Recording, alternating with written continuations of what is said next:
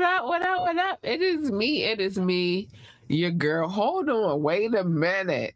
Stop the presses. Okay. All right. We back in order. Okay. Let's start this again. Hey, it is me. It is me, your girl, Laborly, aka Cat Lee. And You have now tuned in to Ambitiously the podcast. uh-huh. Yeah, you heard that. Meow. Listen, so today is an extraordinary day. It's always an extraordinary day on Tuesdays. I'm congested. I'm sorry, but I'm still here. That just shows how dedicated I am to everything that we have going on. I got some comments to show in a minute. But I'm sorry if you hear the congestion, but I'm congested. My kid was sick. I'm not sick, but I'm definitely congested. The weather is weird right now here in Baltimore. Uh, we like 70s to the 90s type of situation, so it's fluctuating and it's weird. It's real weird, but I'm here anyway. Big shout out to anybody who's watching from Twitch, YouTube, Facebook. I gotta show y'all love now and foremost because we are live and it's a live show, and so we want to show you love. But today it's the tap in. I wish I had some horns and stuff. If I had some horns, I would definitely put them in the atmosphere because I love the tapping. The tapping is always a fun vibe. Me and Knoxx be going at it, but at the end of the day, like, it's a debate and we understand it's a debate. So we want y'all to understand that we understand that it's no beef. You see, he be here, or he's not here yet, but he comes here. He's on his way, though. Don't ever get it twisted. He's on his way. I rock with him because he's very reliable, but he's on his way. He sent me the text message, said he's on his way. So that's what it is. He'll be here a little later. This is why Tuesdays always run overtime. But it is the tap in. Woo! I need some horns. I gotta do some things. It's the tap in. And that's what our Tuesdays are usually about. So what usually happens on a tap in is we dig into the bag. I'm sorry, I told y'all I'm congested. We dig into the bag. I gotta mix it up because I haven't put new ones in the bag because I feel like we got a lot that we gotta go through in this bag. It looks small, but there are a lot in this bag. So we grab into the bag, we pull out a subject matter, and we talk about it. It could be an album. Doc, where you at? Baby, I see you. Wait a minute, give me a second. So it could be an album, it could be an artist, it could be a singer, or it could be anything. It could be a single. It could be anything in this bag, but we pull something out the bag, and then we talk about it. And then at the end of the podcast, we got my boo who is in the building. I'm sorry I was late, Doc. I'm sorry. It's school time out. It's weird. But he's in the building right now. Let me see, because I know this was him that left a comment. But anything could come out of that bag. Any era, any genre. It could be R&B. It could be hip hop. You don't know what it is. You don't know. Just be patient, young Skywalker. It's coming. Let me put this. Doc said anything, and he in the building. I'm about to let him on the screen in a second. But before I do all of that, the phone line is not available right now, so we're not going to do that tonight. But please remember to like, share, and subscribe to this podcast. Any like, any share, any subscription is everything to us. Like, we need that over here. So please remember to like, share, and subscribe. I'm gonna bring my boob in here before we go to commercial real quick. Hold on. Oh Yeah, what you got to say, Doc? You got to be ready. I'm just saying, anything you don't know. Walk down memory lane. Sometimes it's crazy. Oh, hey, what's up, G? Hi, what's up? Welcome to the show. I appreciate you being here, and I appreciate you showing love. Stay here because we got some things to talk about. But let me bring my boo Doc on the screen real quick before I go to commercial. I feel like it's fitting.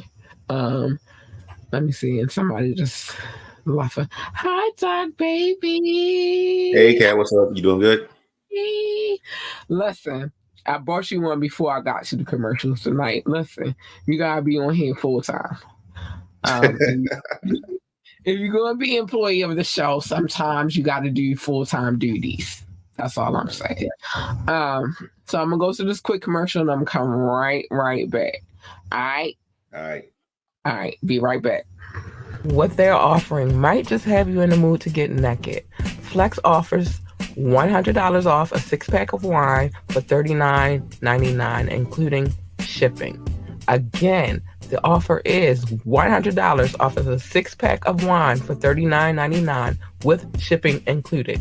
These are not small bottles of wine. These are your normal size bottles of wine, and you're guaranteed to fill your wine cellar or have a really good time. Get it now, y'all. Get it. All right, we back. Listen, you don't know what's going to happen if you take that offer right there. You could be on the one tip where you have a wine cellar, which many of y'all don't. I'm gonna say I do, but many of you guys do not have one, but I have one and I'm trying to build it up. So that's a situation where it helps you build on, and you have different wines, different, levels of things. All right, here's a quick tip. There are certain wines do not go with dinner. Some wines go with dessert. So I'm gonna get into that later. I'm trying not. You dropping your sommelier knowledge on them? That's what you're doing? I'm trying not to, Doc, because here's the thing, right? I go too far, I sound like an alcoholic. And I don't want to, but just like, remember when I was talking about the etiquette school? Yeah. There are certain forks that you use for certain things. You start on the outside and you work way in. Thank you, baby. Tell them. You feel me? But I don't want to seem too bougie when I say that either. It's a gift and a curse knowing these things. Oh my gosh, Doc. It's being cultured, being educated, understanding the world, being able to function in different places, whether it's on the block or it's in the boardroom. You just got to have those skill sets. I'm just saying, but everybody don't understand. And so they be like, you bougie. And I'm like, I'm not bougie. I just understand. I've been in certain atmospheres where I had to learn these things. And so I would like to pass the gift on to other young ladies so that they know and they understand what it is. But whatever. It's the tap in, Doc. You ready? Yes, the tap in. My favorite show. I'm assuming you already explained it to him. We pull the artists or the songs or even the R&B artists out of the bag. We want you to stop what you're doing, freeze, and remember where you first heard that artist from, that song from. What was that vibe? What did it feel like? Who was you with? Where was you at? What was your vehicle? What class was you in? Did you go to Sam Goody? Did you go to FYE? You better preach. And you never know what's in the bag. It could be something from today, or it could be something from yesterday. Yesteryear. You just don't know. I don't even know, and I wrote what's in the bag. I don't always know. I just be like, oh my gosh, I got it. But everything in this bag I wrote, and then I put it in the bag. So we are gonna go with our first. All right. Before I get into all of that, Knoxx is on his way. He sent me a text message. We already know he's going to be late. The late, great Knoxx. The late, great King Knoxx. His chariot is never on time. Never. So we know he's on his way. He'll probably be here about. We gonna go a little bit. We gonna go over. We always do want to tap in. So he's on his way, and so for those who are new to the show, because we got a few viewers tonight. Awesome, welcome. Welcome. So those who do not know, usually when I gotta let Knoxx in the building, I go to a video. So just a pre-warning, I am gonna go to a video when I gotta let him in. Who knows what video I'm going to? Oh, and we got new videos. Oh, Thorough Thursday is gonna be so dope. Oh my gosh, I'm so ready. But anyway, all of my babies is working. They got videos out here. Everybody hustling up. Hustle. Wait. Hold on, let me lift this up so I can really make it. Everybody's working. Whole Top got joints with Jadakiss right now. Word. And if you don't know, I played his video. I'm gonna play his video tonight. One of his videos tonight. But Whole Top out here working and he doing big things. And I got the plug because my ears to the street. The ears to the street. So I'll be knowing. That's good. You out there making moves, getting the hustle on, connecting with the other artists in the industry. So yeah, keep it moving, keep it working, keep it grinding. But what you know is he was on this show. He was here. He was here. So when he blow up, y'all already know I was on it first. Period. Because I know. At the ground level. Because I know. I be knowing stuff. The tapping, get into the vibe. Oh, Doc, I love how you do it, baby. R&B. We're going to start with R&B, and I got so much to say about who I got out the pit. Oh my gosh, I love her. Monica. Gunica. That what you mean, Gunica? Gee, don't play with Monica. Don't play with her. Play with her. Don't play with her. Don't play with Monica. She was if anything, she is who that stands for. She's a gangster. I would agree. Wholeheartedly, I would agree. And I think that's why I love her the most. You know, you got your Monica, and then you got your Brandy, you got your Brandy side, and you got your Monica side. I always been on the Monica side. And before I knew she was a gangster, because she's a singing MFer. Yeah. What was their OG single? Just One of Them Days? Just one of those days? Don't take it personal. There you go. Baby.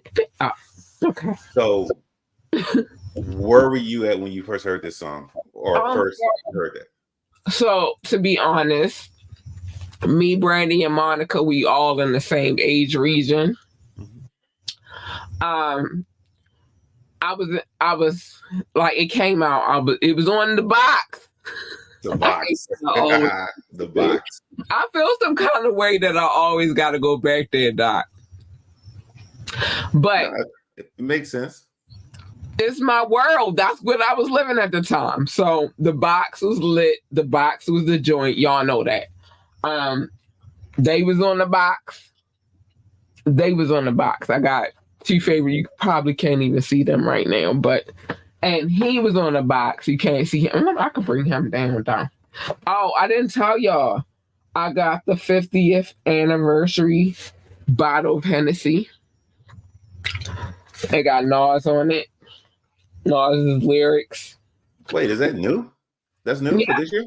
It's rare. Oh, wow. Okay. Miss Memorabilia Collectible Lady. Now, I got peoples in these streets, right? So, let me see if I can bring it up. You see Nas on the box. His lyrics. Yeah. I'm moving around. Okay. So, this is a part of our decor. It's a part of our ambiance now. I don't give a fuck if the bottle is empty. It's going to sit right there. Because it's not a lot of them. Nice little hip-hop feng shui going on. 50 years. It's not a lot of them that's going around on these streets. So I have it. My peoples brought it to me. They was like, I knew you would appreciate it. And I was like, I do. I've got peoples in these streets. People be getting twisted. Because I stay in my crib and I'm a to myself kind of girl. They get it twisted like I'm not in these streets. I'm in these streets. I'm just not in these streets anymore. But anyway, so back to Monica. Me, Brandy, and Monica, we all around the same age range. Mm-hmm. And it was Don't Take It Personal. That was the first song I ever heard from Monica. And I heard that song and I was like, damn, the beat hard. I'm always on the beat. Mm-hmm. You feel me? Like, it's the beat for me first. If the beat can keep me there, like, damn. And that beat was hard. And then she started singing. I was like, who is that slow? This, to see her and her voice was too, at the time, they didn't match up to me. Really? Because she had this grown ass woman voice, but she looked like a little ass girl. With her little white pointy toe shoes. Look, we used to clown the hell out of that. The album cover with her shoes on, her little kitten heels. Kitten heels. Ain't they called kitten heels or something like that? Yeah, because they like the kitten heels is like 2 to 2.5 inches kitten heels. But I thought that was appropriate for her age. You know what I'm saying? Okay. So it was like a gift and a curse. Y'all joking it, but that was appropriate for her 14, 15-year-old age. She shouldn't be wearing stilettos. You feel me? That's true. I mean, in comparison to her album cover and the age she did fit, if I reflect on it, she did fit the prime aesthetic of how she should have looked compared to how it would be nowadays. I mean, her voice was a grown-ass woman, but she looked like she was freaking, hold on. Rock got something to say. I don't know what the the point is after that. What up, Rock? What up, Rock? Appreciate that it, emoji was, but hey, Rock. She looked like her age, and so I appreciated that. And then even through the years of her making music, because I don't know if anybody know, but I know because I've always loved Monica. She got a hell of a catalog. And even through the transition through her catalog with music videos, she always looked age appropriate to me. Even when they try to cover up her little tattoo with the little bandana thing that they had, they thought they was being slick, but they wasn't really. She was still age appropriate to me. But her voice was always that of a grown ass woman. And Whitney even rock with her. You feel? Okay, I never knew they had any type of real connection or relationship or anything, but yeah. I mean, let me see. I'm no more because remember I'm not the R&B person here, but I know more about Monica and her dealings with hip hop people such as C Murder and all that situation. Right, and then that. Go ahead, Doc, because there's so much to say about that. Oh no, but as far as I know, she was pretty much a writer, and then the other situation that just kind of trickled through, like particularly in Georgia, and her influence or her checking people about certain situation is why she has kind of that moniker of Monica Gunica, because she get with the business. As far as I know, and the most recent thing you talked about it on the show about her checking the dude that was in the crowd when they were having the concert. So, all right, we gotta guess who went a little bit on time, not all the way. Close on time. So we going to only pull one out the bag and he has. So I think we should be happy about that. All right. I think we should a little bit, just a tiny bit.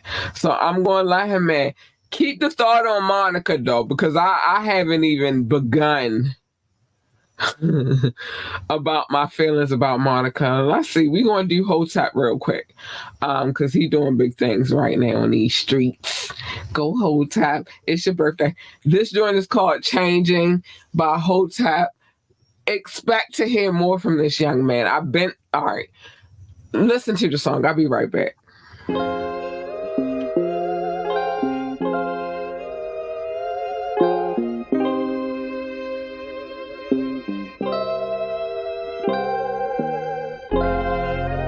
Every everything around me get to change, but I gotta stay the same. Nah, fuck that. How you expect me stay the same and feel like so much been changing? Huh? Starting to drive me crazy, that's why I ain't got no patience. I just been focused on paper, steady rolling Jamaica. But if I'm with you, then I'm with you, ain't no way I can fake it. How you expect me stay the same and feel like so much been changing? Starting to drive me crazy, that's why I ain't got no patience. I just been focused on paper, steady rolling Jamaica. But if I'm with you, then I'm with you, ain't no way I can fake it. I can't fake it, it ain't another way to keep it 100. That's the way that I was raised, how I do and I done it. You already know how I'm coming, I've been really running. Trying to get to the top because the bottom is nothing. Crystals the crumbs, I had nothing. Trying to turn it to something. Don't trust my money in the bank, rather put it in doubles. Money counter on the counter, hit a beat back to shuffles. That was motivation enough for different visions of money. Get in the booth and roll a leaf up, then I'ma face it. I ain't no rapper, I'm an artist, giving pictures, I paint them. If it's a pain or a party song, you feel what I'm saying. Feel that shit inside your bones, scream Freddy or Jason. I'm in love with the white girl, like the man out the Matrix. Fuck with the side to catch a plate. Tax him is basic, I got a package and a plate. On the way, that's that paper. Phones ringing, that's some money, call a play on the label. My man at Owens Mills needs smoke, I got it in flavors. It's a showcase in New York and then one out in Vegas. I ain't make it out yet, but everything in the making. Timing is everything, trust me, I'm still learning about patience. I got my foot on the gas, forward fast, no braking. Just like a pit, when I grab, I'ma snatch for the ticket. I ain't letting up no more, if it's away, I'ma take it. Cause I get wicked with them words by the way that I say them. I used to sit inside my cell writing letters and music. Cigarettes, sense of boxing, every day was abusing. Parents told me don't let them break you, this the way they do it. Told everybody when I touched down, rapping for sore. I've been the same old hood with the same old troops, but truthfully, I don't feel shit like how I used to be. So stuck inside my past, trying to feel out what the future be. You can feel like I changed, I feel the same mutually. Expecting me to be the same, all this shit new to me. All this shit here new to me. Expecting me to be the same, all this shit new to me. All this shit new. How you expect me stay the same and feel like so much been changing? It's starting to drive me crazy, that's why I ain't got no patience. I just been focused on paper, steady rolling Jamaica. But if I'm with you, then I'm with you, ain't no way I can fake it. How you expect me stay the same and feel like so much been changing? It's starting to drive me crazy, that's why I ain't got no patience. I just been focused on paper, steady rolling Jamaica. But if I'm with you, then I'm with you, ain't no way I can fake it.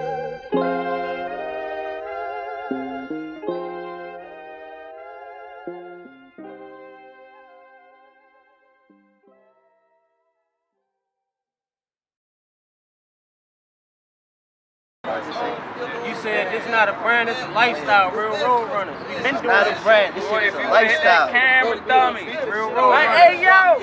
Real road We done hawk his ass down. We really been doing this shit. Lifestyle. Shit out your all in the back of his head. Get you. Who you talking about, Big Yo? Yeah. Just like this, dummy said.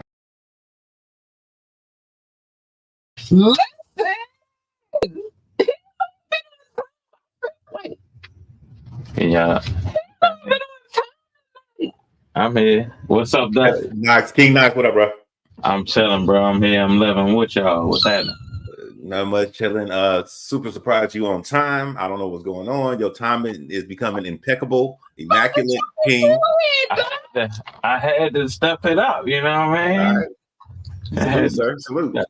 I'm about to start checking for him. Like, Kuto. and you know it's crazy, Doc. Didn't I say this yesterday? He's not going to be on time, but our co-host will be in the building. I'm in the building, goddamn. And that's what I said yesterday. He's not going to be on time, but You might have to verify that that's Knoxx to make sure they didn't clone Tyrone. oh my God, they called them. Is this the Look, that's the on-time doppelganger. The clone. You got to be the clone because you on time. Wake up. But anyway, we got King Knoxx in the building. I'm here. Appreciate y'all. For those who are new to the show, or who have not caught the live show, or who are listening in, those who normally listen, and want to tap in, Knoxx come when he could get here because he works a full-time job. He's a father. He got a life outside of this podcast.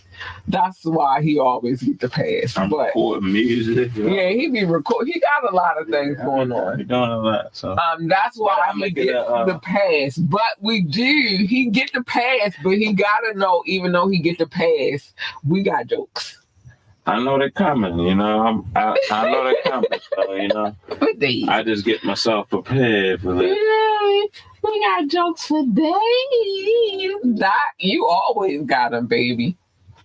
I got to make sure he gets comfortable with his lateness, and so when he shows up, he gives the best raw hip hop knowledge and just tells his side of where his vibe is. So I can't change the vibe for him. Got to keep it the same. Yeah. I'm just saying. Oh, yeah, and I appreciate that. That's the realest shit you ever wrote. The gestures. No problem, sir. I'm gonna say. But you know what's crazy tonight, Doc? We didn't even get finish the first one. He's here. Yeah, he get to join in from the festivity to jump. You know what I'm saying? One. So that's dope. That's major. That's hard. So tonight, the first poll was Monica. Okay.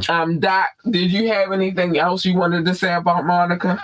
I hope she still makes music because her voice is still classic. That I think the R&B world, from at least the little bit of I skim about it, is missing another good R&B singer in that level, not the Beyonce level, but more that round the way Keisha Cole girl type vibe. But they don't do that no more. I don't hear them songs on the radio. Right, I agree with you. All right, so now that you've spoken your piece on Monica, let me go. Some brandy. You going last because you was late a little bit. Not a lot, but just a little bit. Pulling from the bag or we? No, I'm still on Monica. I never got to talk about Monica. Yeah, it's the truth. All right, so first things first. We talked about when I first heard Monica. I think for me, it's because of that hood essence. It's because of that around the way girl. It's because of how she carried herself in these streets is why I love Monica. You feel me? Like, she don't play with nobody. She don't play with nobody, and she can sing her freaking ass off. And then on top of her singing her freaking ass off, she worked with the right producers at the right time to drop the joint that you need. Production on. You feel me? It's on par. And then she's worked with classics like Missy Elliott and that's for, you know what I mean, and so on and so on. But it always, like with her, it always fit when I needed it to fit. You feel me? I didn't force it to fit. It just was like, damn, Monica, right now? Right on time? Bitch, do you know what I'm going through? Like, you knew that shit. She knew. She knew. Like, hood bitches always know, though. Yeah. She knew. Like, oh, you so gone. You right. We so fucking gone. Like, that's how Monica was. Her and Missy linked together. They was like, oh, we in your feelings right now because, bitch, you so gone. You feel me? Been on time with the music. Just one of them days. Don't take that shit personal. I be going through some shit when I go through my menstrual cycle. Can I say something about that? I don't know that's what that song is about. But that's my question. Is that what that song is really about? Really what it's about. Listen, it's nothing personal, but I'm feeling some kind of way right now because I'm going through something that you'll never go through as a man. You feel me? Don't take that shit personal. I'm dealing with my shit. Monica, she actually stamped that. Nigga. On that, because I've heard like, that a girl goes. I guess you guys know, but I was just saying, when I'm angry inside, I'm angry because I'm on my menstrual cycle. Has it been stamped by Monica though? Yes. Okay. Long time ago. I never knew. Long ass time ago. That's what that was about, or because I've heard. I mean, y'all not gonna get but so much though. Like she's not gonna stamp it for y'all because y'all men. That was a woman song. Don't take it personal. But I remember girls getting upset if we said it was about that. It was. Girls used to get mad about that. That's the misconception, because right? Because it's like men, y'all would never understand it because y'all don't get it. You feel me? But that's what it was about. Don't take it personal. I was just one of them days. Yeah, I've heard that's what it was. So that's what it was about. That's what, yeah, but. And then she hit it with a baby. Oh, my bad. Monica been giving me life since she been out. From 14, 15-year-old us on down. On to our 40s. And she a fly little mom. I love. She give me style. She give me excellent. I'd be like, damn, Monica, I like that jacket. Damn, Monica, I like how you put that together. Like except for them diva. Doc. Except for them shoes. Yeah, oh yeah, went down. The cookout shoes. Good one. The kitten heels. But again, at the same time, and I just explained that to Doc. The Kill Bills. The Kill Bills, for real. Boy. Well, what I was just explaining to Doc was at the time, you gotta remember when that video dropped. Yeah. We was 14. 15 and 16. It was age appropriate. I don't even think and she just got big feet. And she got big feet. Like, throw this on for the picture. It wasn't even thought about. It was and probably, she got big feet. It probably was somebody else. She's skinny, I feel her. She's skinny, but she got big feet, you feel me? So Big Angie Pops, and they was like, yeah, throw these on with that blaze. Yeah. She was ahead of her time with the no stylist tip. Yeah, but it was hood. It represented the hood, and we felt it because she was giving us. Nobody said nothing about it at the time when it happened. Because she was giving us hood looks. This is how we looked in the hood. She had the short little, you know what I mean? Nah, that's when the little blicky bland blazer on with the little pants on and the long ass fucking shoes. She was giving us. Instagram came out and started cooking, roasting niggas and shit. It wasn't even that, because that was pre-Instagram. That was before MySpace. I know, but I'm saying they started talking about it like on the roast tip. They were like, why you laughing at that? It was a roast. Leave Monica alone. Monica be ready to slap a nigga. I love her to death. I adore Monica. What? I adore her. They be like, hold up. And she be in the middle of the song like that. Hold up, nigga. What is you doing? I love her, yo. I adore Monica. I do. I adore her. I like Monica too. You know, I got my female baby, Tiana Taylor being the first one, but I adore Monica. She's my baby for life. Like, I like how she carry it. And then we talked, and we didn't even get into the C murder and her first baby father, the suicide situation. Oh, yeah. It was a lot. She been through a lot. She got children, my C murder? No. She got a child. She got a child. She got 3 kids, but I can't remember who they all by though. Who was the second baby that I know? The one she was messing with my guy. Off himself is the one that killed himself. Hold on, that ain't my guy. What? He was a rapper too, right? I don't know what he was. He was a hood. He was a hood dude. Cause she a hood chick. I love Monica. Hi, Monica. I love you. You probably not even watching. Hold on. Because I got to talk to Monica real quick. You probably not even watching this podcast, but if you ever do, know that I love you. I love a hit chick. Voice change is everything. Yeah, I love Monica. Am I picking? While y'all pull the next one real quick, I gotta make me another beverage, so I'll be right back. All right, go ahead, handle your business. All right. I had to change my voice to Monica. You don't talk to her like that. I see. You don't talk with her with because she gonna get in your ass. Did you see what how she was on that dude? But I know you're saying that. All right, so the dude was getting rough with the chick in the audience. I don't know. And Monica was singing. And then she seen him doing that chick wrong, and she was like, who the fuck? She poured. Nigga, that's how she covered it. Who the fuck? No, cut this shit. Get him the fuck out of here. That's how she was kind of. You don't touch no lady like that. Like he was going. He got. Fuck him. Monica went in.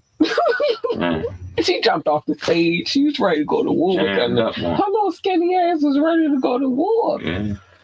I love Monica. And all the rest of the Monica fans behind her too. He was going down. I had to change my voice. He was going down fast. Tiana, I'm gonna change my voice because she just Harlem. You know what I mean? I gotta change. All due respect, I gotta change my voice for Monica.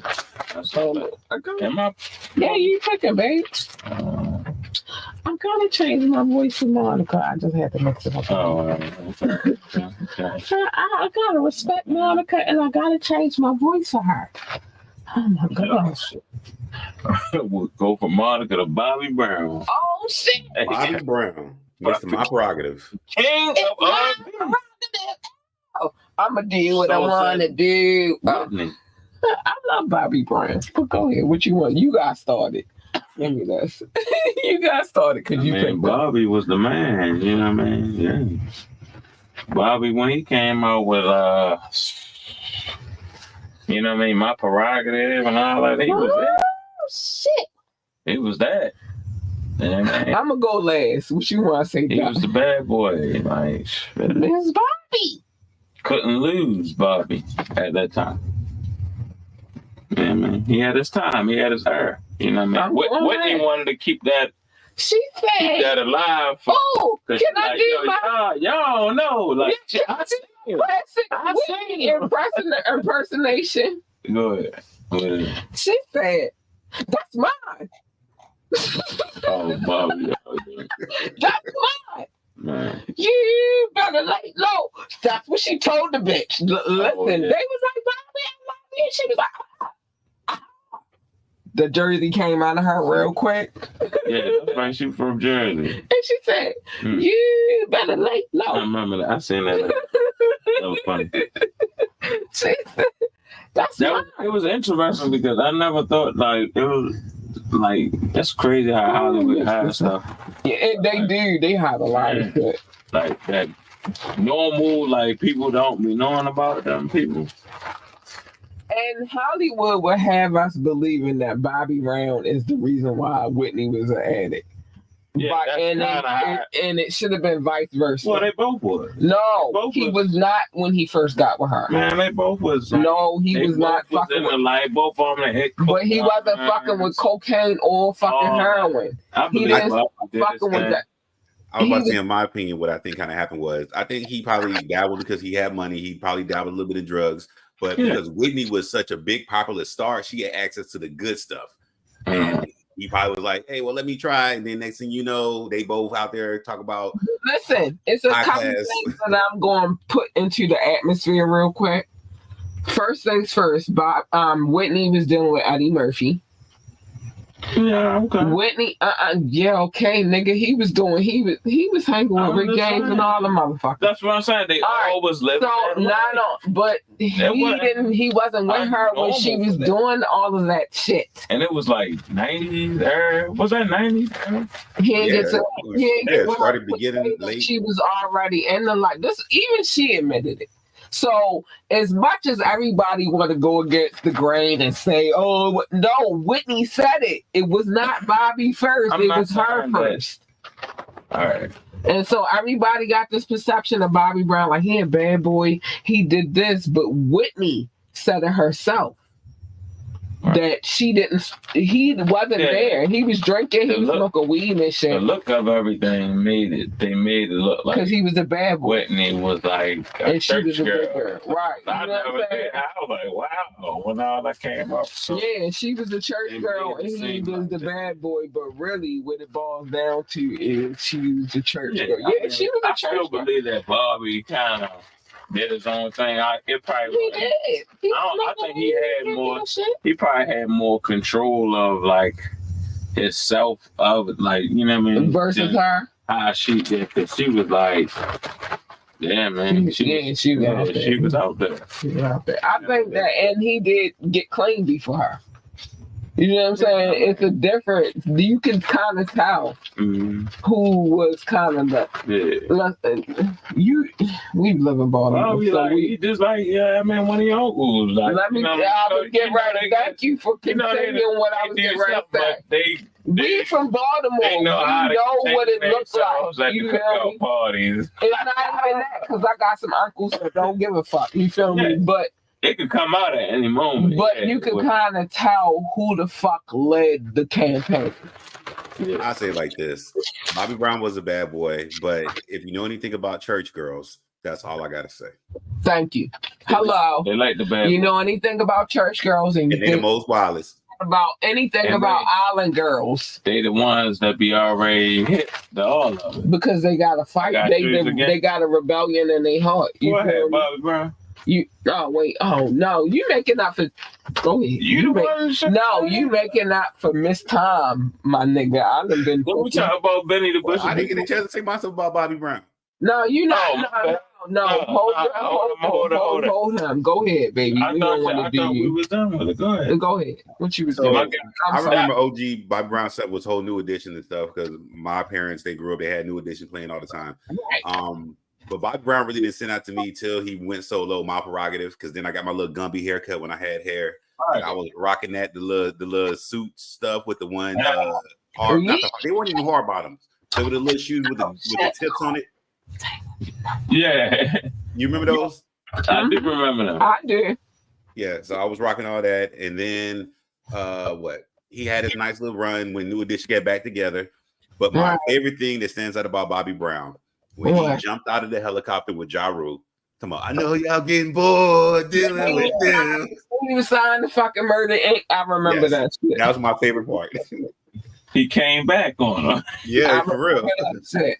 But you know what fucked him up a little bit because he was fucking with Superhead at that time and shit. That's when she was recording him on the couch type of shit. Listen. And he was still married to Whitney when that happened. And also, he did the verses against Keith Sweat, right? Everybody know Bobby loved the lady. He loved that lady. Ain't nobody saying Bobby Brown was a saint. What I'm saying is he a saint now. No, he ain't no saint now. He ain't no fucking saint. No, he ain't no fucking saint. You never was a saint. You never was a fucking saint. You don't get sainthood as you done fucking. All right. You don't know nobody repent. He could have repented. My man flying straight. He repented. That don't make him a saint. My man flying straight. Don't make me get into that. That's a whole nother y'all. Didn't Bobby have his verses with Keith Sweat? Huh? Wasn't the verses Bobby Brown versus Keith Sweat? Wasn't that the verses him and Keith Sweat? I think it was. It already happened. Keith Sweat had though. I'm about to put it on the video real quick. I'm about to put it on there so you can see it. I can't remember who I thought won in my mind. Neither one, because both of them was fucked up. Well, that part is true too, probably. Yeah, that gotta be a one. I swear to God. Hold on, let me put. But Keith Sweat probably was. Nobody mocked. No, I swear to goodness, nobody mocked nobody. Yo, I promise you, nobody. It was a good R&B verses. Especially if you know Keith Sweat, then it was great. But Bobby Brown, he brought all his hits. I remember they was talking big shit to each other too. That was one thing I did. Oh my gosh! I'm sorry if y'all see my Tachi. I'm holding them. But I want to pull this up for Knoxx real quick, and it's not connected. Oh man. On this mouse because I'm on another internet situation. Listen, nobody swept nobody in that situation. Nobody. I swear to God, nobody swept nobody in that situation. Wow. They was both fucked up. They was FUBAR for real. They had a good time. They had a good time, and that's when I like verses. Right. You know what I'm saying? That's what I want from a verses. I don't want. Hold on, let me. Because I'm gonna put this so I can work on. Okay, everybody on board. Let me. Let's go. That's what I like. That's what turned me off about verses when it got all glamorized. Oh yeah. Like I didn't like that about the thing I loved about verses was it wasn't. You feel me? It was like we was stuck in the house. Everybody was stuck in the house, and that was like our entertainment for the time. and our entertainment was raw. It was unfiltered. You couldn't glam it up. You was just there. You feel me? And then next thing you know, niggas are doing shit in fucking stages and shit. And then next thing you know, motherfuckers got thrones and shit. And then next thing you know, we at Madison Square Garden. I swear to goodness. And that's what turned me off about Versus. And then they sold so you ain't like the. I liked it raw. Yeah, you ain't like how they start making it into like an act. Yeah. Like, I mean, part of me, I liked it, the little transition, because I've seen the very first one with I didn't see it. And the film no more. Teddy Riley and I forget who the other dude was at the time. I liked it when it felt natural. Mm. I didn't like it when it got all glammed up. When it became a show. You didn't like when it became a show. If you ask me, Teddy Riley and all that bullshit where that shit was fucked up for them. Yeah. Because remember that one didn't go too well. Yeah, he had a whole band and another sideline stream he was trying to do. He was trying to hustle that. Too much. And then it got ugly after that. So you just didn't like, because Keith Sweat and Bobby Brown, their verses, it was more of a show. It was an intimate show, but it was more of a show. I didn't like anything that was a show after that because it didn't keep to the form that it was. You feel me? I didn't like anything. Like I watched a few of them after that, and there was some good ones. Don't get it fucked up. Oh, the Locks versus that was a good one. Crazy. But that was a big shit. That was at Madison Square Garden. That was the big one. My point exactly. It went to Madison fucking Square Gardens. I like how they did it, but I feel no, I like how they did it. It was fun to watch, but that don't mean that I like the overall product. You feel me? Because that one was fun to fucking watch. I think it made a lot of the older guys like in the game more relevant again.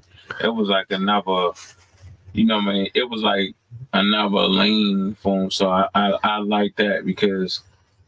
But that was what the whole versus was. Right, but I'm saying that's what it really tackled that essence. So I liked it. I think it was too much. I think that anything that was a stage, that was a whole production, was too much for the verses because that's not how I started. I got addicted to verses because niggas was really from the mud. It was like I'm trying to think who the first verse was. It was like R&B singers. It was a combination of things. I watched that shit from when it started until it started going like that. The last one I watched was when they was just like rapping and was singing. You feel me?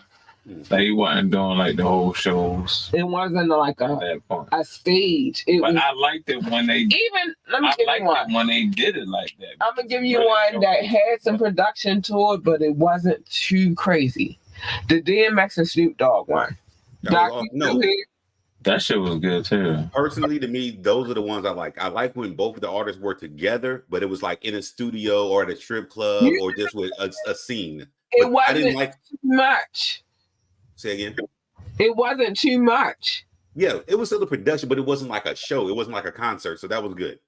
You see what I'm saying? Like, that's where the line crossed for me. Like, once it turned into like a concert type of situation, I ain't like it. No, I like when y'all in the studio together. I ain't even opposed to the thrones and all of that shit. You gotta liven it up. Everything you do, you gotta liven up. But once it started going to like Madison Square and fucking concert halls and fucking like, what the fuck are we doing now? We did this because we was in a situation, and I'm gonna be real with you. I'm gonna keep it real with both of y'all. It started because we was in a situation, and it was good for people's souls. You feel me? Like, we stuck in a house. Where the fuck we going at? I can get a concert at my house. You feel me? And I can relate because they in a house too. They can't go nowhere either. You feel me? They wherever they at, and you could put it together. You feel me? Even our interviews. Yeah, it was because of that. But that's what I'm saying. It opened up a lot of lanes to me, and more than just that. I'm gonna say that. But I liked it because because you know what I mean. I mean, it was dope. I ain't saying you know, man, the culture gonna keep changing. They ain't gonna stay one thing. Ain't gonna stay. But I think that thing should have stayed where it was at. Once they know, we can make, you know what I mean, the money or the streams is gonna go. It's going to go different. I think that's where it should have stayed. You know what I mean? Like sometimes we as creators, to be honest, overthink things and we overstep it, but we go too far when it could have been just good right there. You feel me? I think that's just public opinion, though. No, I think that as the creators, sometimes we overthink shit. Yeah, but somebody else might think that we go far the most further greatest than we thing they ever seen. Exactly, but I think that why I'm just talking about my personal, not everybody else. That's where they lost me. You went too fucking far. Like leave it on the. It was dope because it was raw and it was gutter. You feel me? Even having them in the same studio is so cool. You didn't want to watch them no more after that. Like I don't want to watch after that Locks and fucking Dipset shit. That was the last one I watched. You like I don't want it. That was the last one I fucking watched. I get you. Like all right, okay. No, I get you. I understand. Like real shit. That was the last one I watched, and I watched that because the Locks was on there. Yo, Jada was killing on there and killing. That's why I watched. That's my guy. So we gonna be honest. That's top 5 dead alive. I feel like Jada. That's the last one I watched, and I watched it because the Locks was on there. Real shit. It was too much glitz and glam. I don't want it at Madison Square. I don't want even the Omarion and the what's their name? Oh, my man, Mario. I watched that one because Mario was talking mad shit. You know when Baltimore get on their shit, and you know when Baltimore get on their shit. They get on a shit and he was talking mad shit, but he was talking mad shit that was the truth. And so I was like, what you gonna say? So I'm like, yeah, like what you gonna say? What you gonna say now? It was like, yo, I really do this. Right, you don't do this. I really do this. Yeah, he killed that stick. He did a Jada kiss on him. He gave him that work. Yeah. He put it, nigga. Jadakiss and my man Mario was like, he carried it the best. Wait, to me, the part where he was like, "You got the boys, where the boys?" Oh, I thought they was the boys. They not the boys. The background dancers that he had and shit. And it was funny too with it. I'm sure. Oh my gosh, I ain't gonna lie, I watched that one. That one was funny to me. Yeah. Because when he brought out the dude, and he was like, no, don't do it. Right. When and then Mario was bringing out everybody, and Mario was like, yo, I got this by myself, my G. I got this by myself. I don't gotta bring nobody out. And was singing, he was belting them notes. He was bringing them from the diaphragm. You feel me? The Bone Thugs one was good too. Oh, that was another good one. All right, but that was you didn't have. All right, so there are cases where you don't have a choice for it to be on the stage. That's what I'm saying. Yo. Because of so many members of 3-6 and extended members, and because of so many members of Bone Thugs, you didn't have a choice but to bring that one to a stage. You know what I'm saying? And that's what I was kind of asking. I'm like, when it was a small intimate venue, I didn't mind. And I noticed that the R&B people start doing like small intimate venues with a crowd, but only the ones in New York where it was at the Barclays, because the Barclays was Ja Rule and Fat Joe, but it was all the ones in New York. They had to do it at the Grand Stadium and stuff. They did it big. If it's a situation where it calls for that, like I said, the 3-6 Mafia, the Bone Thug situation, that's one of those situations where it calls for that because there's so many people that gotta be on the stage, and who the fuck want to be in a little ass studio with all them people? And we talking COVID times. Who doing that? So that's one of those situations where I'm like, all right, it should be on the stage. You know who wanted to do that before it was supposed to be done? Teddy Riley. That's why his shit messed up. You know, like that was instant karma right there. Teddy Riley. I believe Teddy Riley had that dude in the Fisherman hat dancing for no reason other than to have him just as a background dancer. No sense. You know, it was too much. It was too much. And so with that, yeah. But what we was talking about, Teddy did start. Oh, this is the one you gotta talk about right there. They ran off with his idea. Ever since Teddy Riley got on that joint, and I love Teddy Riley. I think everybody here agrees that we love Teddy Riley. In the morning, like, what is he doing on here? Like, first time. And then, but ever since then, that shit started going to the left. You feel me? I just feel his backgrounds just always looked at like, yo, that one was funny. Like, I don't know. I'm just saying, ever since Teddy Riley got on there, everything went left. I promise you. Yeah. I promise. Ever since that, he broke the nut. That nigga on there. He the one. Yeah. You know how many memes went to? Yeah. All right, let's move on because what time is it? All right. What you pulled off the bag later? Because we can't stay on versus forever, but I'm just saying I didn't like it when it got I'm about to make a song called Telly Riley, but I gotta that's my next track. Hey, that might hit though. Yo, make a song called Teddy Riley. Yes, my guy. And I'm gonna do this in the background. I'm gonna work on this, and when I do this, I'm gonna let you guys. And I'm gonna drop like I'm from the New Jack Swing, and I'm gonna do this in the back. All right, go ahead. What you got? I got Benny the Butcher. My guy. Benny the Butcher. The Butcher coming, nigga. The Butcher coming, nigga. Yeah, my guy, man. Like, listen. Griselda game banger. Period. Go ahead. Yeah. Yeah, go off. Sped up. Mm-hmm. Lyrics is tough, like everything. Yeah, it's just since the first time I heard Ben, I'm like, who is this? So, you know, man, okay. From Buffalo, you know. You from Buffalo, stand up. NY. Period, stand up. Cool. So, you know, I don't have anything bad to say about the guy musically. Right. I like the stuff. All right, what you got to say, Doc?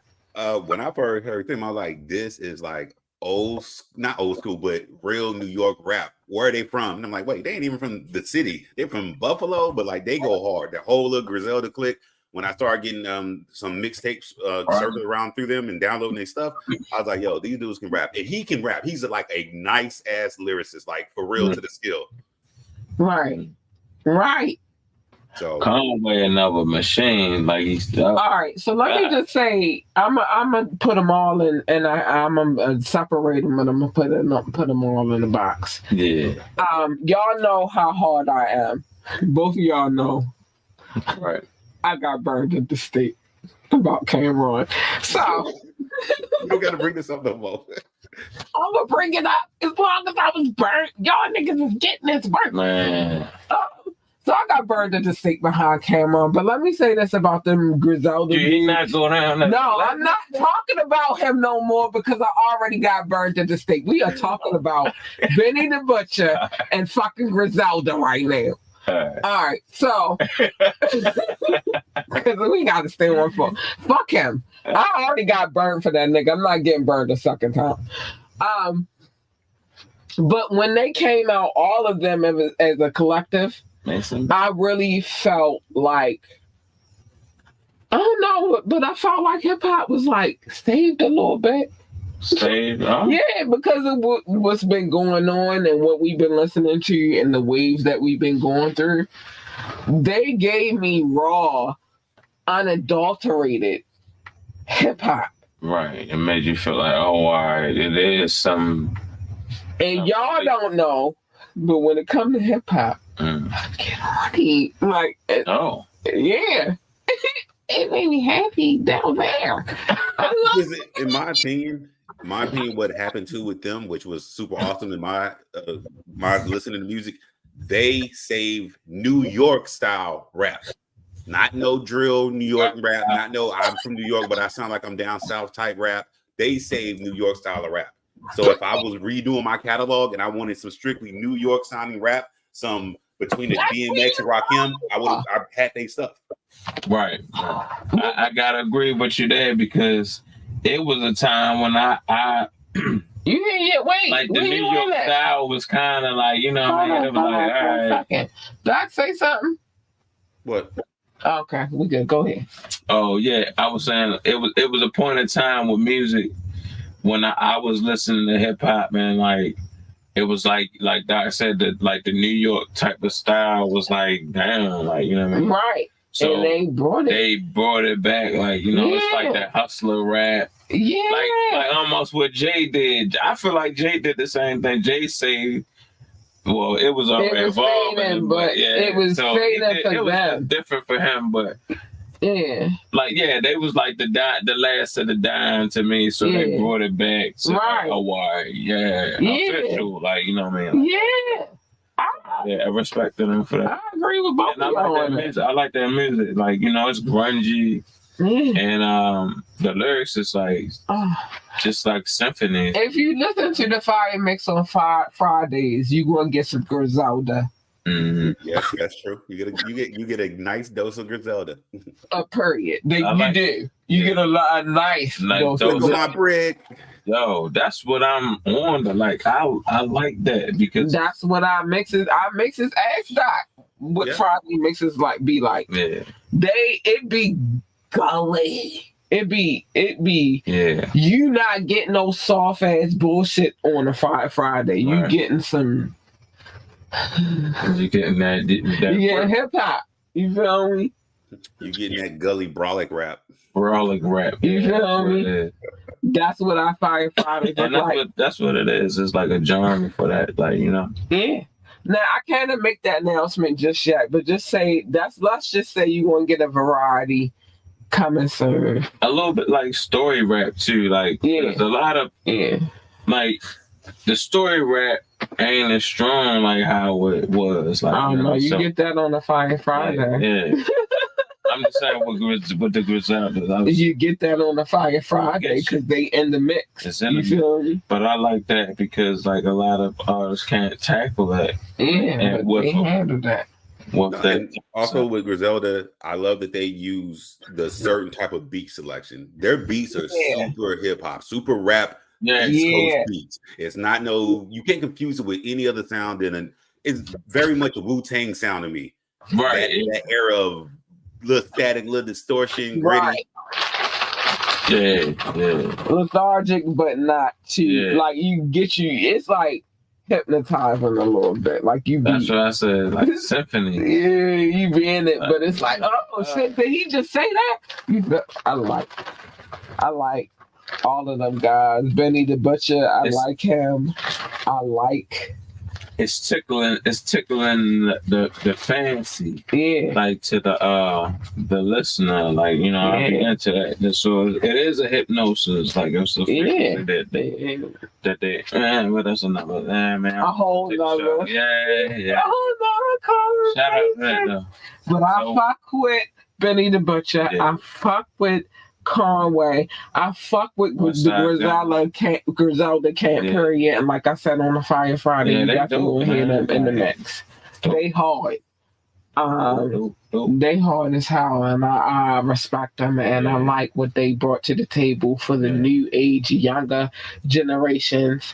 Because you hear a lot of different sounds right now, and I'm not gonna knock anybody, but I will say everybody can't get with all sounds, but I can get with something that's new age but gives me a little bit of old school. I think I could blend with Griselda beats. Like I could, man. What you gonna say, Jack? Oh, and not to skip over the name, we named Conway the Machine, Benny the Butcher. We didn't say West Side Gun. That's the person that we kind of skipped over. Either, but you know, we was really talking about Benny the Butcher because I did say West Side Gun though. I mentioned him last. But we were supposed to stay on topic, which was Benny. I know, but the Butcher. This is why I always be feeling like an extended clip. I know, but we are. This is why if we go in there and we pull out Conway or West Side Gun, it's not my fault that I feel like we already talked about it. Okay. You know what I'm saying? Yeah, this is what that is. This is what that is. You're right. I want some real shit. So let's keep it moving because I pulled something out the bag.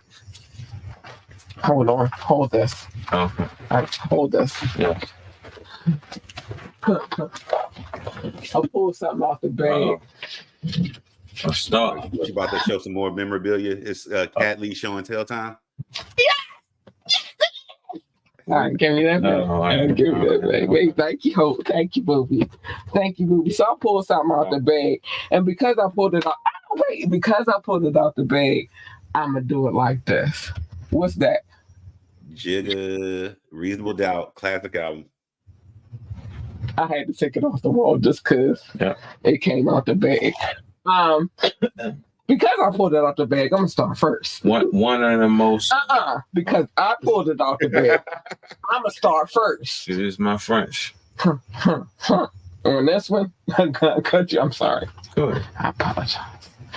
Because I pulled it out the bag, I'm gonna start first, and then I got it off the wall. I did a lot of hard work for this one right now. This is a classic album right here. This is the transition between Jay-Z being like the extra fast rapper to Jay-Z getting in his gangster. Just for clarification, real quick, did you pull Jay-Z or Reasonable Doubt out the bag? I pulled the album Reasonable Doubt out the bag, but because I pulled the album Reasonable Doubt out the bag, I pulled Jay-Z's Reasonable Doubt because that's what we talking about off the wall. Okay. I gotta put it back later. But the point is, classic ass album. It was a transition between him being like, you know what I mean? He was rapping like that. And then he got in his bag on this one. And then it's crazy because it didn't go big when it first dropped. And then they put it back out. And then it went hard. This is a genius ass strategy, Jay-Z. We gotta have a conversation. I don't know. That's where the where the main goes up. You have the dinner with Jay-Z, or you get a certain amount of money. Mm-hmm. This is one of those times where I'd be like, I want to have dinner. You feel me? Mm. I can get knowledge. I can gain knowledge. You feel me? Yeah, you can definitely tell you some game. Because this was all supposed to be his only album. Mm-hmm. He was supposed to retire after this one. But he kept going. Huh? I said he kept going. You feel me? Like, he was supposed to retire with this joint right here. It's the addiction, man. But then he kept going. This is one of the hardest albums I ever fucking. I'm gonna listen to that shit like that. I'm gonna put it up there. It's a CD. Crazy. It's saying like, I get it. I can't do nothing. I got it on. I can play it. Digital now, so you know what the fuck, and it ain't skipping. Yeah, and it ain't skipping. And I ain't gotta clean it off with alcohol. Well, I didn't have the CD. I had the cassette tape. So. Oh man, yeah. I think I had both. I had that too. But I think I definitely started with the cassette tape. Yeah. It's like I had Biggie, man. That was my first cassette tape. I had Raekwon. Yeah, Purple tape. I had that on cassette, not CD. Man tapes. The red one. Tape. I done had. Oh my god. Wu-Tang into the Wu-Tang tape. Yeah. Bring it back a little bit. Reasonable Doubt. What was everybody's favorite song? I'll say mine first. Mine was The Evils. That was my favorite song off that. That was a good one. I don't know if I got a favorite song off of that. I liked every joint on that one, and that's the crazy part. Okay. Like I was giving. I'm not for presidents to represent me. Shit, what? Yeah, that's. And you know what? You know what's fucked up about that particular song? I even like 22s. Yeah. Oh, that was a great one. Yeah. But President, because it kind of came back in that beef with him and Nas, and he did, and you made it a hotline. I made it a hot song. Mm-hmm. Why? Yeah, I mean, it was hip hop. It was a lot, man. Like not in the tag. Oh, Can't Knock the Hustle was on that joint. Can't Knock the Hustle. Super hard. Yeah, he had a couple on there, man. Oh, right. And they had a great follow-up. It was like a great layout when he brought In My Lifetime. You feel me? Like, yeah, man. When you heard, oh man. Oh man. What? You know what I'm saying? Like when you went from that and then the follow up was that, you was like, that was like, wow. Like, you know what I'm saying? That's what I'm going back to on the conversation about, do you have dinner with him or you take the money? No, I get you. I feel you. I would prefer to pick his brain. I'm taking the money. I probably would take the money too, Doc, but Yeah, you know, I'm taking the money. I respect people that would say, yeah, I'll take Or that. maybe I feel like that because I know what my situation is, but It might just be a guy thing too. Like, I know what my situation is, so I mean, you know, you feel me? So I would have the conversation because I want the strategy. Because if you got the strategy, then you can get to the money. You feel me? yeah. Oh, yeah, I feel you. So I would probably have the conversation first. I would have the conversation. It would definitely be worth, you know, more than money. I mean, yeah, it would, but you know. No, hold on. Speaking of that, taking the money or having the dinner, y'all did see the counter meme where you're sitting at dinner with Jay-Z. He's like, "Oh, so you didn't take the money, huh?" You seen that one too, right? I did, but Right. again, I'm saying this from my personal stuff because I can't speak for other people. Yeah. You know, so Right. I'm saying that's from my standpoint. I ain't worried about the money. You want the jewels. I want the jewels. I want the strategies. You feel me? Because if you got the strategies and the jewels, then you can take that shit and keep it. You can keep flipping that shit. You know what I'm saying? Yeah. I know everybody like the money. Money go fast. How you gonna keep flipping that money into something else? You gonna say you need the money though to start it? You need it, but again, I'm talking from my standpoint. Right. Nobody else's. I know what I got going on. I guess. And what I'm saying is, I need the strategy. I'm good on the money part. We all right. You feel me? I need to know what you keep doing to keep the money. You know what I mean? Like, how do you keep flipping it? How you turn it into a jewel? And I don't think he got all the answers. You feel me? He just be stumbling upon good business deals. But I would rather have a strategy. Yeah, I think it's like something that I don't think he just came out knowing, like, you know. There's a lot of shit. It came with his journey with it, and it worked. Like, you know what I mean? The persistence, like, I believe he took a lot of fails. But one thing, as a business person, you remember and you record your milestones and you record your failures because you got to know what it is that worked for you and what didn't work for you. So he know what he did to make it work for him. Jay, make a documentary, man. You feel me? Make a documentary. He said, "I'm a businessman." Yeah, that's what he should call. I will say this, and this is me nerding out a little bit about the album.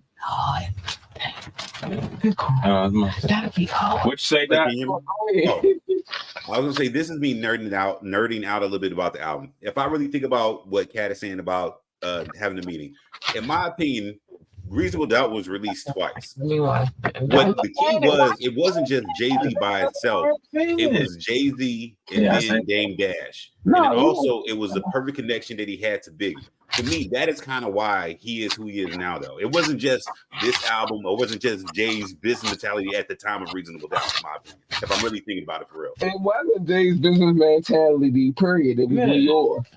But if we're going to be honest, I was trying to be nice, but y'all want me to go there, so. The team is working. Like, you know what I mean? The team, you know. I got to go to church. It wasn't Jay-Z. It was Leor. And what Leor wants, Leor gets. Okay. Since we going to talk about it, but whatever. I was just trying to be nice. Y'all made me bring the ugly dude. You ain't got to be nice on the tap in, right? You made me bring the ugly dude out. It wasn't really it. And even Dame, everybody associated with the situation has said the same thing. Fucking Herb Gotti done been on Drink Champs 3 times, drunk, high, and sober. Yep. And it all boils down to Leor Cohen. On that. He was looking wild, but that's because he got diabetes. It's a No, not. I'm just saying he looked like he was high on that. Like, no, he wasn't high on it. He was sober. That's why he looked crazy to you. Because he was sober. Because his diabetes is acting up on him. All them E-pills he was popping, all the Jeffrey he was smoking, is catching up to his ass. I mean, he was. Rub the furry wall. Rub the furry. All the Jeffrey he was smoking. Rub the furry wall. Oh, you see that movie? Yeah, classic, hilarious. That What's movie. a Jeffrey? What's a Jeffrey? Now? Jeffries. Good movie. Good movie. I can show you that movie because you need to see Rub the Furry Wall. All the Jeffrey that motherfucker was on. Jeffrey is somebody. Knoxx, you haven't seen? You don't know what she's talking about? What? No. What's the title? Oh, well, it's called Jeffrey because it's a nice name. Remember that part? Remember that? Well, we call it a Jeffrey because it's a nice name. Rub the Furry Wall. Yeah, man. It's called Jeffrey. And Diddy Who in said that it a movie. Jeffrey?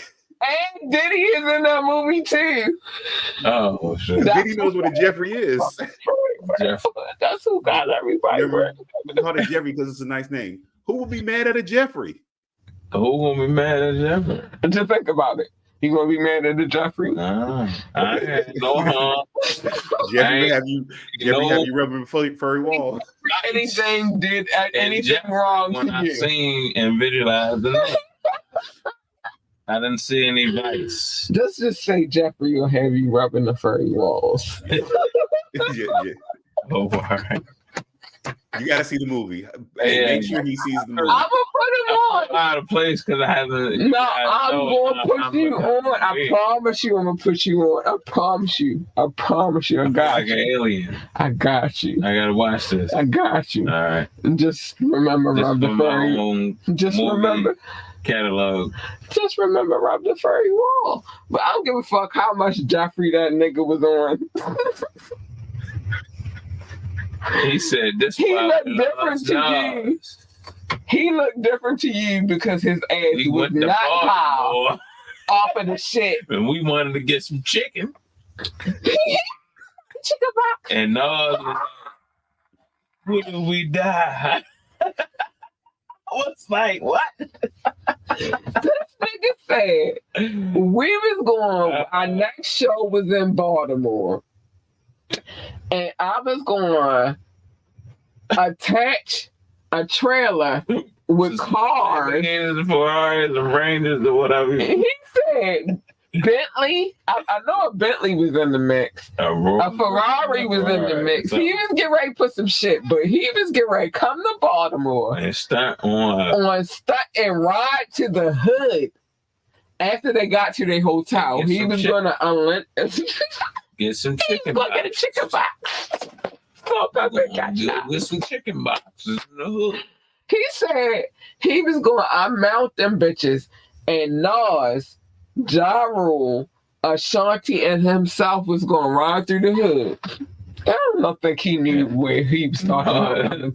He said, Nas said, that's where I lost Nas. That's what he said. That's where I lost Nas. Nas knew. He had been to Baltimore a few times before. He already knew, nigga, that's not what you do in Baltimore. First of all, they already don't like us because we NYC niggas. And you talk about... He said, what if we get killed? Right. See what I'm saying? Nas knew.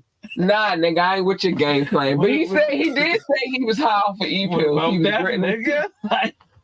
What you mean? Nas knew, like, nigga, you talking about Baltimore? you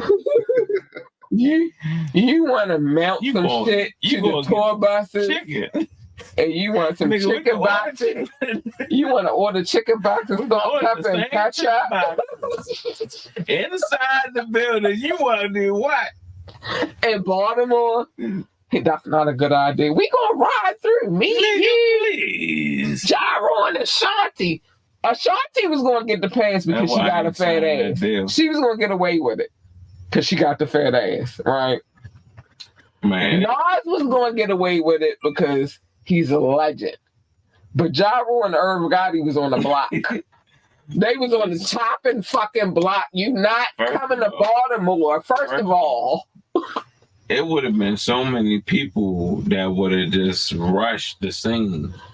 How about I feel like at the end of that, you know how it'd be like they would have rushed it, and by the time they would have departed, the fucking car would have been naked. They wouldn't have had the blocks. They would have snatching everything. Left and right. They'd have been in the cars, the tent doing this and shit in the car. It took the what and leave the what?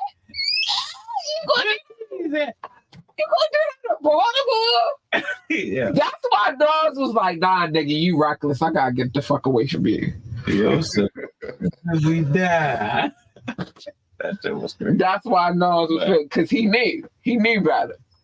God didn't know weird better. to me when he was telling me. He had to show in Baltimore. Like, so you thought you was going to do that in Baltimore. And everybody was like, Nori was like, oh, Baltimore? Yeah. Yeah. You ain't going to do that in Baltimore. You just going to come through with Nori was like, nah, you know, it's hood over there. Like, right. I mean, it's hood everywhere, but. It is, but it's a little, listen, I got a baby by New York, nigga. And when I went up there, they said, where you from? I said, Baltimore. Nah, I'm going down there without my heat. You feel me? Like, they know what it is when they come to Baltimore. I think it's just because it's just because Baltimore niggas don't like NYC niggas. No, it's what it is. It's a different, like, mentality. Like, here, like, it's more like, it's no, like, to come up here is like, because we both had a chance to live in different places, so we kind of right. To come up here normally is to like everything in South is not every man for sharing, right? So it's already a hard shell. So that's what it hovers this area, right? Especially in the poverty area, right? So that's what it. And I think that's why that crabs in the barrel concept comes in, and it's crazy because we get crabs heavy here in Maryland. Shiesty, it's that crab in the barrel effect really affects us here. You can't do nothing great without the next nigga really, really, like, they hate everywhere, but you gonna die if you doing something here that's different. And they know where you at. They know where you at. Yeah, they be coming at your house, man. If they know where you at, they gonna get you. That's why that many people know where I'm at. But that crab in the barrel effect is real here in Baltimore. And so you talking about bringing Bentleys, Maseratis, and all of this shit. I really feel like what would have happened is, what if we die? As soon as they would have unloaded them off the truck and got them. I just keep saying that scene. And you see Nas saying it. Well, right. Because he was sounding like Nas. Yeah, and he was. And so you can see Nas. Because there's one dude pointing out, and I'm like, damn, it do sound like Nas saying that shit. Hilarious. Crazy. When we die, like, it was like a really? Nas was thinking about it like, you about to pick off of the fucking tour buses some fucking Bentleys and Maseratis and shit, and we about to drive through the hood and get a chicken box. Nah, because and speaking respectful of it, that could be considered like just trying to stun on your city. Like, y'all out of time, y'all come down here trying to show out. What I was saying. If you were not from fucking Baltimore. How he was saying it though was like, that's how I think that he was like probably making it seem, yeah, we're gonna do this. And I was like, nigga, like, do you know where we going at? You can't do nothing like that. First of all, you ain't talking about handing out no shirts, no food, nothing. You talking about walking through the hood and with no announcement. Nothing. Empty-handed, just stacking on the niggas. It ain't gonna happen that way. It's never gonna happen that way. It's not gonna turn out. It might look like it's gonna be good. No, I'm saying, what if we die? Cause he knew. I mean, yeah, nigga, is you crazy? That type shit, like, yeah. Yo, Yeah, I don't know. Like I wouldn't do that in anybody's city. And I'm nobody, gonna, but yeah, I would I'm gonna definitely right not do that in this city, and I'm from That's NYC, like me going down. and I'm famous. I'm gonna go down Mississippi. And I'm I'ma gonna look go like down I'm there and broke. get me some frog legs, and I'm gonna sit out there. Nah, Jack, you ain't going down like that. But we talking about, you know, the history of Even NYC. like DC, I wouldn't. But no, I you wouldn't. know the history of NYC dudes in Baltimore City. You coming down to where and doing what? Yo, you can't even go in other dudes' hoods and do that. Like, you gotta like see somebody that knows somebody that be. You like, gotta have already the plug. okay for You you feel to me? just post up. Like, yo, is it cool for me to be right here and do Post up and do this? do Because this. You don't Right. know. You don't know. Man, it's dangerous. And we already And know. that's what I was saying. Like, basically, this is dangerous. Nobody hitting your link and you getting blocked. Huh? This person. Oh. You lucky. You went up there, you getting blocked. Oh, what happened? I don't know what you put up here, but whatever. Somebody did something. Somebody put something. I'm trying to figure out how I can block them though.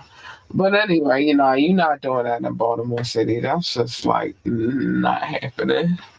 And because it's a hostility, and I'm say this, me being from the female situation, and say, cause niggas pillow talk like bitches do. You feel me? I say that, I don't say that to y'all, but I'm gonna say it tonight. Niggas talk like bitches do. So you hear a lot of things. I'm one of them people. A lot of he said, she You said. feel me? I'm one of them people. I don't necessarily spread it, but I keep it in my mind and locked in. Like, oh yeah, you feel me? Like, oh, I remember, said or whatever. Baltimore and New York do not have a good history. Well, first of all, if I'm gonna take it all the way back, I like to do my history thing every now and again. If I'm taking it all the way back, the Yankees weren't the Yankees originally; they were the Orioles. Oh, so they already got like a wild rivalry behind. The Orioles went to New York and became the Yankees. So that energy carried on for. Yeah, and it's a rivalry. It's been what? If nobody know nothing about baseball, because everybody be talking that baseball shit, but y'all don't really know the baseball shit. So let me put you down. The Yankees weren't the Yankees. The Yankees were the Orioles. They took the team and moved it to New York, and then they became the Yankees. And then we got other players, and we continue being the Orioles. You feel me? That's how that went. So it's always been a rivalry between the cities. But, it's a rivalry between New York and a lot of cities. But when you come here and you're a New Yorker, it's different for you. Right. Niggas from Baltimore don't really fuck with New York. It's too tough. And they hate, matter of fact, they be hating niggas from New York. You feel me? It's just ugly. And especially on the street tip. And I'm going to take you a little bit into my past, but especially on the street tip. Oh. It's a whole thing. So, Warriors. That type of vibe. Yeah. I wish I had some glass bottles in here. This was glass bottles. But it's not like that here. I just for New seen York, something dude. on IG with Baltimore versus New York, and they was like pouring liquor out or something weird. Oh, I know what you're talking about. You seen it? Yeah. What? So apparently, a club in Houston they call Bottle Wars. Uh-huh. A dude from Baltimore was versus a dude from New York. My They guy. buy bottles, 1300, Casamigos, all that. They don't drink it. They just buy the Right. bottles and pour them. Yeah. First of all, They both of just them pouring niggas it all out like like the whole time. Yep. And like, I guess to see who got more clout or something with bottle purchase or something. Is that what? Baltimore versus New York and Houston, Texas. What? Man, how did Baltimore do against Houston? How would he begin to mix of the whole situation? What? Yeah, That's that's all Bottle Wars. Link to the video, one of y'all. I gotta see this shit. Shout out to YG Tech, but Somebody, YG Tech had something to do with it. That was for He was going Baltimore back. pouring them All right, bottles. well, all right. Let me. Okay. But I'm just saying, Houston though, Like, how did that equation equal out? Houston First of all, why'd you tag getting this paper? He doing this thing right now. I'm Oh, so y'all know the dude. Y'all know the Baltimore dude? Yeah, we definitely know him. He actually my friend on Facebook. Yeah, you know, man, he popped a lot. Way That real. would be a good interview. On his grind for a long ass fucking time. Like he been moving. He I know who he is. But I'm that's just who saying, was a part of the yes, equation. he was against Houston. I didn't know this, Doc. I didn't know he was against Houston. I didn't know the No, whole. it was against it was against New York, but they were in Houston. So the younger people, like my younger nieces and nephews and stuff, Houston is like the new place to party. It's not Atlanta. It's not really Miami. It's Houston now. I got family in Houston. Yeah. For sure it is. You feel me? I got family all over Texas, but yeah, for sure it is. That I can't hear him. Can you hear me? He ain't saying nothing. It was no, you looking up bad, it's the delay. Oh, okay. Yeah, because that's what it was like cut out for a second. It was because I was trying to figure it out. No, that would be, I would suggest, Kat, if you get a chance, probably do a little mini interview with him to explain what was going on, because that's a little weird viral moment that's going on right now. Like, these dudes go down there, they buying bottles, not drinking them, having the whole VIP thing come out and just pour them out. Right. I do want to know the concept behind that. Like, that's a lot of money wasted. A nigga at least give the bottle away to somebody. I don't know who you give it away to, but that's a lot of money wasted. That's a lot of money. Yeah, I just was scrolling through IG and I'm like, what? I seen YG on that. YG Tech, and I'm like, I know, and then I was like I said, New York against Baltimore. I'm like, what is this about? But it's always been a rivalry between New York and Baltimore, though. Like, even if you watch old episodes of Seinfeld, you'll see it there too. It's always been a Baltimore-New York rivalry, because, especially with the Yankees and the Orioles, because I just told you the history. Yeah. The Orioles doing good. The Orioles were. The Yankees weren't the Yankees; they were the Orioles, and then they went to New York and they became the Yankees. You know what I'm saying? So it's always been a rivalry. But then you talk about street politics. They got that granddaddy. You feel me? You talk about the street anger, because this is one of the city. A lot of people. Oh, I swear, y'all, go watch Hood History. I haven't done a newer episode of that, but it's some things I'll be telling y'all in there. I'll be giving y'all dropping some jewels. Yeah, so it's a lot of history. It's a lot of history with Baltimore in itself, but there's a lot of history between, because you got to think all of this we was fighting the British people, like the British together. You feel me? But this was like one of the first. We the city at first. We do everything first. They don't give us credit. We do everything first. Yeah. So since we going to say that, come through Baltimore. So no, I'm gonna go beyond that. House. You got a refrigerator in your house, you're welcome. You got canned foods in your house, you're welcome. You got a soda with a top on it, you're welcome. You got street lights in your neighborhood, you're welcome. It's a lot of things that happen. You got apostolic churches in your city, you're welcome. Listen. Because we was an industrial city. We have a lot of firsts. But when it comes to that team and that team, they were the Orioles first. And then they became the Yankees. Now you talk about mob shit, because that shit was all tied in. You didn't have a separation when it come to mob shit. And then Tony dropped down to Baltimore. You feel me? There wasn't no separation. They was all connected. La Costa Nostra, it was all connected. La Costa Nostra. But and then it was all connected. Like, if you really do your research, it was all connected. Yeah. When it comes to the mob shit, they just was in different cities and type of shit. But then you bring in the drugs, and we are Port City. Yeah. We're Port City. Right. That's what I said. Industrial, everything can meet here, and it's one of those ports, like you said. We in Port City. Slaves came through here. They sold them niggas. Everything comes through. Yeah, Baltimore's a port city. You feel me? Like all them. So everybody be looking at the inner harbor. You feel what I'm saying? Everybody be looking at the inner harbor like, oh, it's a tourist spot. No, it's more than that. That's the blank picture that you ain't looking at, right? Right. It's a port city.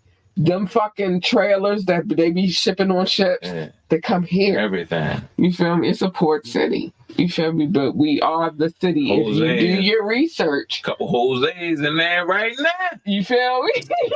If you do your research, though, you will find that a lot of things that we use today, even the caramel creams, you know what I'm talking about? The caramel with the cream in the middle? Here, you're welcome. If you like them, you're welcome. No, you know, like Welch's? Yeah, no, not Welch's, just the caramel creams. With the low, with the cream in the center. Okay, yeah. If you like them, you're welcome. That's like taffy, ain't it? Is it? It's caramel and there's cream in the middle. Oh, if you like taffy, you're welcome. Salt Lake City. You be happy that your Pepsi is closed right now. You're welcome. If you like blue glass, you're welcome. Don't make me get on the petty. Well, there's a lot of things that happen here first. So this city is I feel like we should be getting checks for living. We should. We should. It's like, you know what I mean? But it didn't benefit us. It benefited the Jewish and the white people. Dang. Well, I should have got a check because that's on my birth certificate what I am. But I ain't even get it because I'm black. Cut us out the deal. It's fucked up, Jay. Go to my reparations. All right. That's why you gotta hustle up now. Gotta hustle now. Get that grind, get that stack, get that paper, get that flip. Man. What I tell you about the petty captain? Dirty. Huh? What I tell you about the petty captain? I told you that story, right? Oh, the petty captain. The petty ass captain. He petty as fuck. I'm gonna tell y'all that story on the podcast while I'm live one of these days. But we got a petty captain. But you know the tower, his tower, that's on Utah. Mm-hmm. The blue glass. He was the start of the blue glass, kind of. Oh yeah. Yeah, you know the blue glass, the color glass type of thing. He was on that. Everything he did was in the blue glass. Emerson, Captain Emerson, that's his name. Look him up. He used to come out there with the trolley. No, that was. Oh, you talk about. No, it was a captain. What was you talking about Captain Chesapeake? Oh, Captain. Yeah. It used to come on Channel 45. Captain Chesapeake. And you know, without downtown. All my fucking Jimmy, Traffic Jam Jimmy. Yeah, he died. He was the character on Captain Chesapeake. He was in behind the thing. He played the yes. Man, history. I swear to goodness, he was a character Traffic Jimmy. Traffic Jam Jimmy. Captain, I'm glad I got to see him before he died, but that's a stellar, monumental, iconic person in our city, and he was cool as shit. Yeah. You seen Traffic Jam Jimmy? Traffic Jam Jimmy had the full white blonde beard. What is that? My dog and the alarm that always go off across the Look, I thought you thought a traffic jam for real just showed up. No, let me tell you this about my dog. She a hater. She don't like no kids having fun. If they in the pool a couple of yards down, their pool is a couple of yards down, right? Mm-hmm. But they having fun, they laughing. My dog start barking. If you are school night, ain't it a school night? No, this is Sunday. So this was Sunday. I'm gonna check that. That might be. No, that's back there. That's the I know exactly where that's coming from. It happens every day, every night. Yeah, they don't know what they doing. What they call. So that alarm goes off. If anybody having fun, if the mailman come, if UPS come, if Amazon come, she going off. My baby don't play about none of them.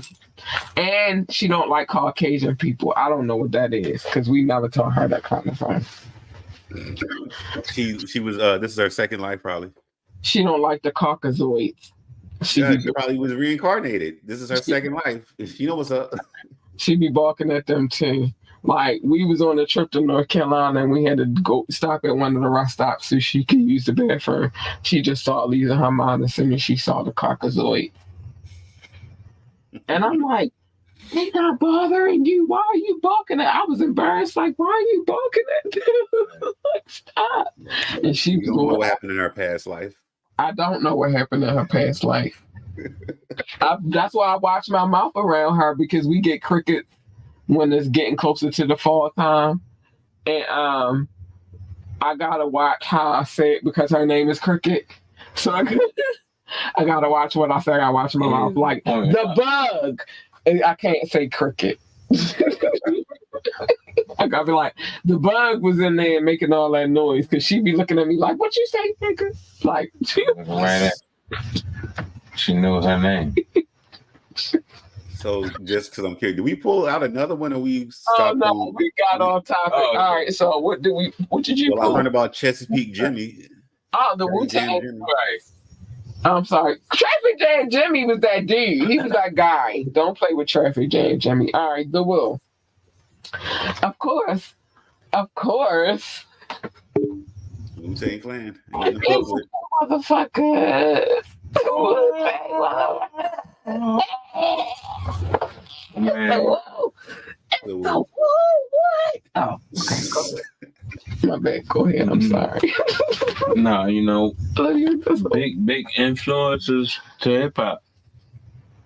From my, you know, me coming up, and I was like, "Yo, who is these guys?" Wait, I'm sorry, Bob. You know, so it was like real electrifying to me, and you know, it influence, and I can't even say that's crazy. You pulled that out. Big influence on me. You know what I mean? As up and coming, like I was already like liking music or whatever, but I didn't know that they made me want to rap. Like they was one of the groups that made me, along with like Bone Thugs and Harmony, it was big for me. Like as far as me wanting to rap, I was like, I'm doing that. But yeah, the Wu-Tang.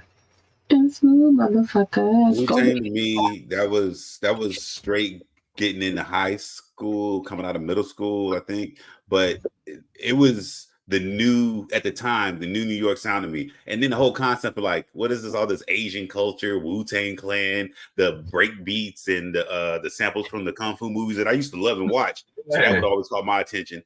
And then just all the members having their individual, not comparable style. I mean, and I'm separating Raekwon and messed up now. Raekwon and Ghostface, but everybody else had a super indistinctive sound. I say I don't like Capadonna. Fuck Capadonna. I always will stand on that. But everybody else is solid. Freaking, he was like, don't say the cherry on top. We already covered that. All right, my bad. I'm sorry. Go ahead. I apologize. Go ahead. The way you didn't like Cameron is the way I don't like Capadonna, but everybody else was good. You got Killer Priest. All right, go ahead. You got Killer Priest, the RZA, the Jizza, Inspector Deck, ODB, Method Man, Raekwon, Ghostface, even the Wu affiliate people, the Rugged Child, Shaheem. Who else am I missing? Just watch his interview today too. That's crazy. The Rugged. I just watched his interview on Drink Champs today. That's crazy. That he was on Drink Champs too? Hell yeah, he was on the Drink Champs. Shaheem? Shaheem, yes. Oh, I gotta go and watch that. Then I hadn't seen it. I gotta watch that. Oh my god, I can't. But what? Yeah. I didn't watch the documentary I sent you. Not the documentary, but the thing I sent you to watch. But anything that got to do with the Wu, you know, I was watching that, right? Well, I need to lie to you then. Be like, hey, she worked for the Wu. Right. Yeah, you know, anything Wu affiliate, I'm watching. Backup dancer for the Raekwon. And then I'm gonna be like, you're a fucking liar. And you God. You God. And I would be like, you're a fucking liar. Because Staten Island never had backup dancers. They never had backup dancers. You may know him as Golden Arms. So, let me just say, let me tell you why that would never fly. You listening? Never go. No, you ever watch that? The Man with the Iron Fist. You ever watch that? Yeah, I did see that. Yeah, that was a good movie. RZA was the Man with the Iron Fist. The Man with the Iron Fist. Let me tell you why that excuse would never work for me. Like choreographed, like that was real good and choreographed how they did that choreography. Yeah, but that's how any Chinese movie that you ever watch, any Asian movie that you ever watch, that's how it goes. Yeah, you feel me? That's how it goes. It was cool. All right. So can I go?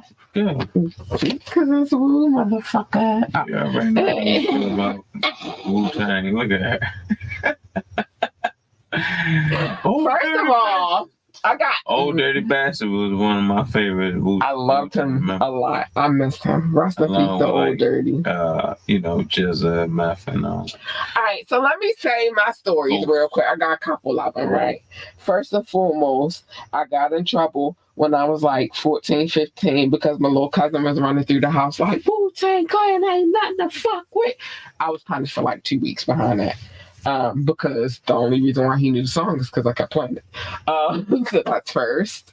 That's first. Secondly, that's first. I had a baby shower, and then my baby shower was 2 questions, and I got both the albums in my lap. You guessed one, you won. What is my favorite groups of all times? And it's only 2. Queen. One. It's really Brian Mays for real. I love Brian. Hi, Brian. With your little curly hair. And then, because he's a hell of a guitarist. I don't know if people know, but he's a hell of a guitarist. But the other answer was them. So if you don't pay attention, that should be a quiz question one day. You feel me? Because it's right in your face, but it's really not. Period. We are the champions. My friend and Bohemian Rap today. I do know where all the samples come from, but not just Dipset, but like a lot of people. Cameron on that too. Did you like Cameron verse on that? I don't like Cameron person.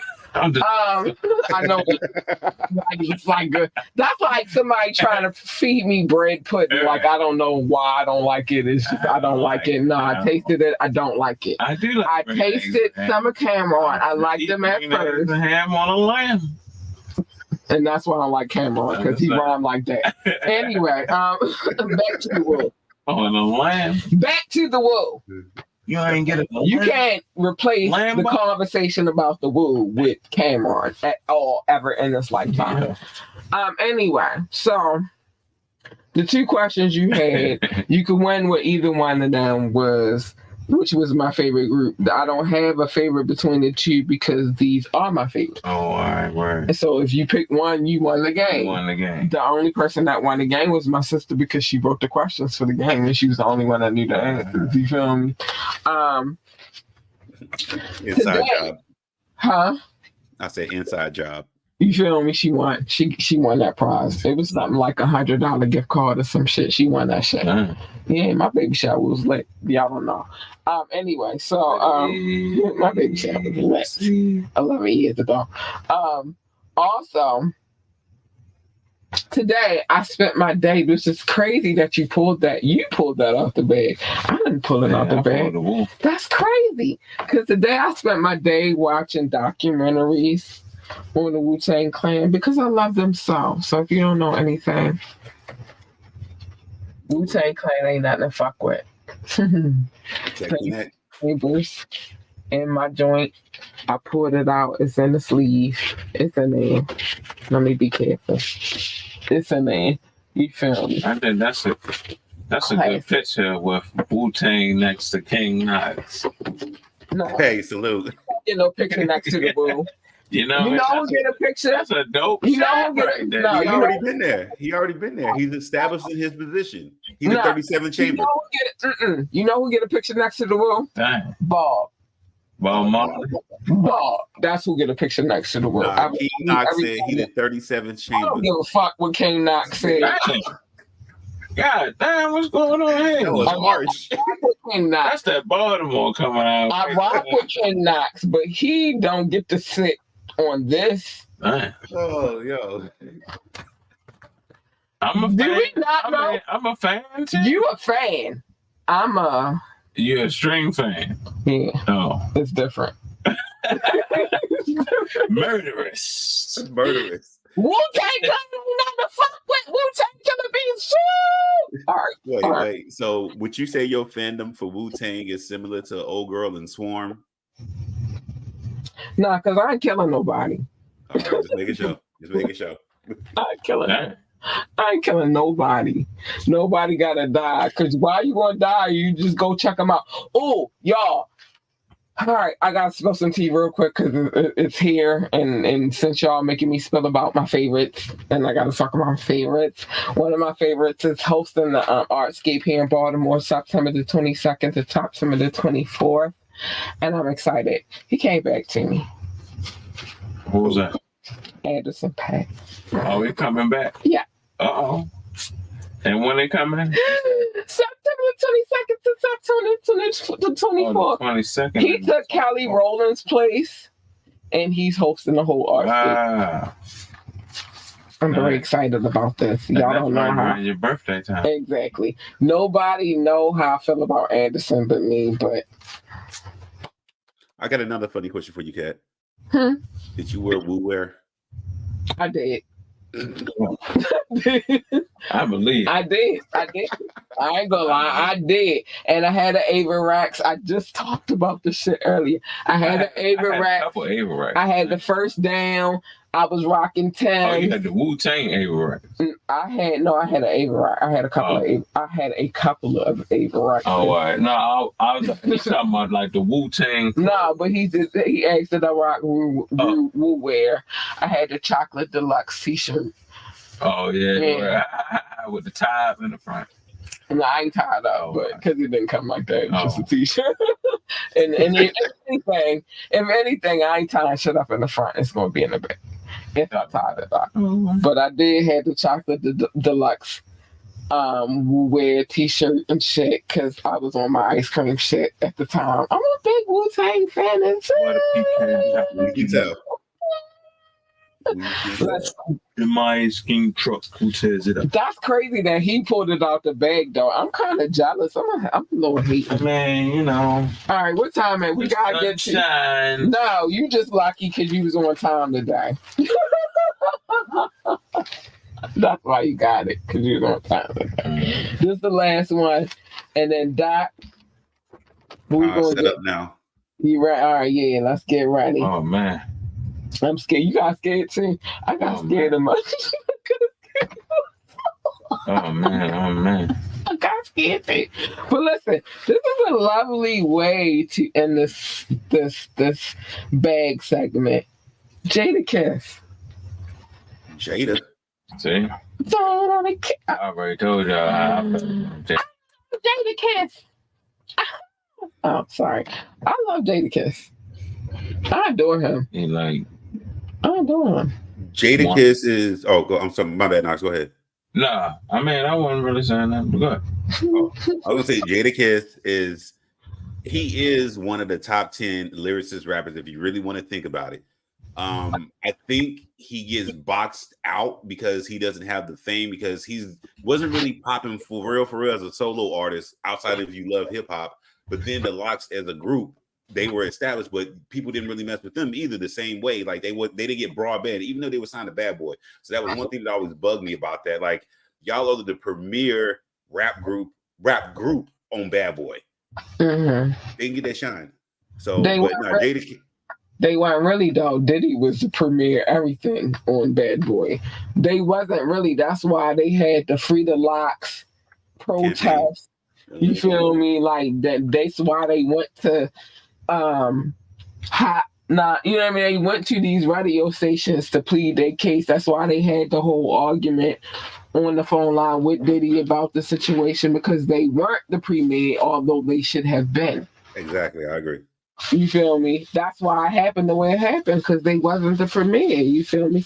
They was. I had to grab that sold out there. Oh, you better go get it now. Go get it now because it's been in there for a minute and it's a game. Okay. They wasn't the premier anything when it came to Bad Boy. Diddy was the premier everything, and that's fucked up because they was dope as shit. And then they spent so much time fighting against him. Almost in essence, they wasted a lot of time that they could have been making records. You feel me? Exactly. Because that was a fight.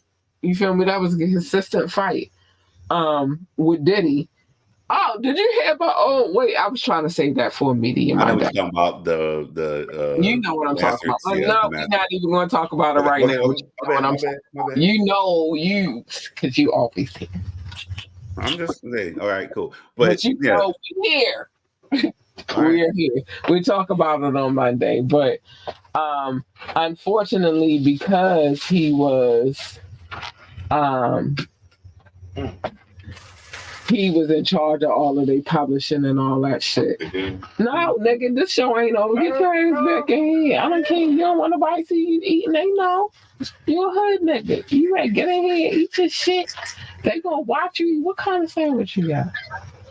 A burger? No, I don't want nachos. Just nosy. But Try to skip out and eat his food like niggas don't know he be eating. Look, I'm drinking on camera. Look, wait, y'all gonna smoke on camera, but you won't eat on camera? Like, nigga, you get your this show ain't over. But anyway, and we got a final exam to take. You better eat that sandwich on camera. Let me finish out the Jada Kiss thing because I want to give him his Yeah, props. let's finish that because he hungry and he gotta do what he gotta do, but he trying to be But fancy. with Jada being to me, I know Jada always is a top 5 dead or alive. I won't really put him in the top 5, but he is worth a top 10 to me overall. Yeah, definitely. For sure. And the other part is the thing that we were talking about the verses. So this is kind of a loop back. Jada Kiss did 2 verses, remember? And that's why he was an expert at the second one with his team. And I know, I believe that when he came back, he said, all right, we're going to be going against Dipset. This is exactly what we need to do.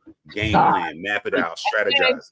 Jim Jones also said, and I respect Jim Jones even more for this, because he said in that verses, when he called, they at the end of the day, niggas be really all friends.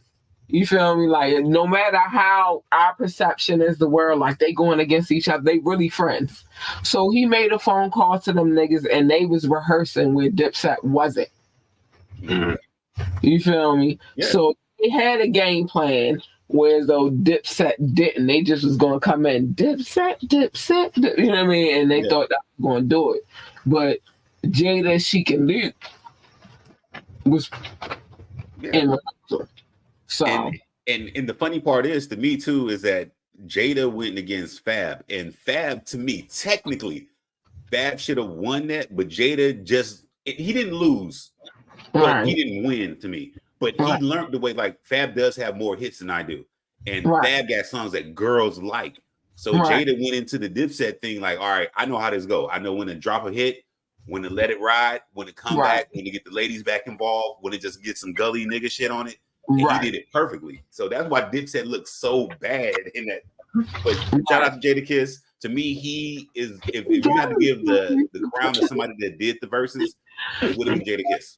He knows so much. All right, Master Wendy. I'm sorry. I'm just doing the Star Wars every now and again. But Mace Windu? It's Mace Windu. Master, because you the master at your craft. I knew what I said. I'm like, wait a minute, that's Mace Windu. Yeah, I didn't say the whole name. You the master at your craft. That's why I said it the way that I said it. We were saying, hey, we be tripping off of how much knowledge you have. I'm a Padawan at this point because you be having mad knowledge. But yeah, you feel me? What are we doing over here? If y'all have a moment, because I just moved into my new house. If you have a moment, there's something I want to show you. If I can do it real quick. Go ahead. I'm excited. What you got? Show and tell. It's my turn to show and tell. He always be talking about me doing a show and tell, and I did do one kind of tonight. But you feel me? Show and tell. What you got, Doc? What you got? I want to see. I'm excited. What is it? It can't be it got to be better than what we saw a couple of weeks ago. It got to be better than what we saw a couple of weeks ago. Come on, Doc. We got to get to the trivia, baby. What are we doing? What we got? What we got? What we got? I'm excited. I'm excited. Ooh, it's a No. bin. Can you No, see this? it's a bin. It's some shit. Let's go. Like a drink. A drink No. trophy. So remember when I said I didn't really The roses. no. So remember when I said I never missed an episode of Rap City? I never Right. missed. Right. So these are all my Oh, source. The source. look. Oh, wow. This is why he be knowing the shit he be knowing. Oh, man. This is why we never gonna beat him. I feel some kind of way because we And behind. this is only one of like 10. Oh my gosh, that's classy. You better keep that bin. Yeah, definitely keep them in the bin. They worth some money somewhere. Definitely. Oh, my God. I swear to goodness, you gonna make some money off that fucking bin. Oh my gosh, she gonna make money off that, y'all. Damn. Yo got Biggie. Look who I put out next. Person you don't like. Because computers is Putin. Go ahead. Oh, that wasn't Pop. No, that was Cameron. Computers was Putin. No. This is like 1 to 10. What? I feel honored that she even pulled it out tonight. Oh my Huh? gosh, that's so spin. Wow. Oh my god, and you got some classic covers. I swear to goodness, that's gonna be worth so much money, especially in Europe. I don't know. I still got them all, so I'm happy about that. But Especially in Europe, if you put them on the auction, don't ever. But if you put them on the auction block in Europe, you'll make bank. I promise you, you'll make mad blank because they love us over there. They do. On the hip hop tip, hip hop is huge. I just watched a video of 2 Indian battle rappers. I think I'm saying that. And that was crazy to me because I didn't know what they were saying, but it was like, I don't know. That's how I have not seen that yet. that's how big of an impact we got. You feel me? But it was hard because Culture-wise. you could hear certain words out, like certain words was like English, but the rest was Indian. Like, and he was going in like, Hip hop is definitely black. yeah. You know what I'm saying? So that just tell you the power of our culture. Right. It's crazy. It's nuts. I'm telling you, they just going in too, like, I feel like I need my reparations. I'm tired. Look, I feel you, my brother. Like, I got Look, heal the black fist up. you got to put your fist up. We got to do this right. Reparations. We shall overrise against the disguised out here. They lied to us too long, brother. Yeah, gotta get it right. All right.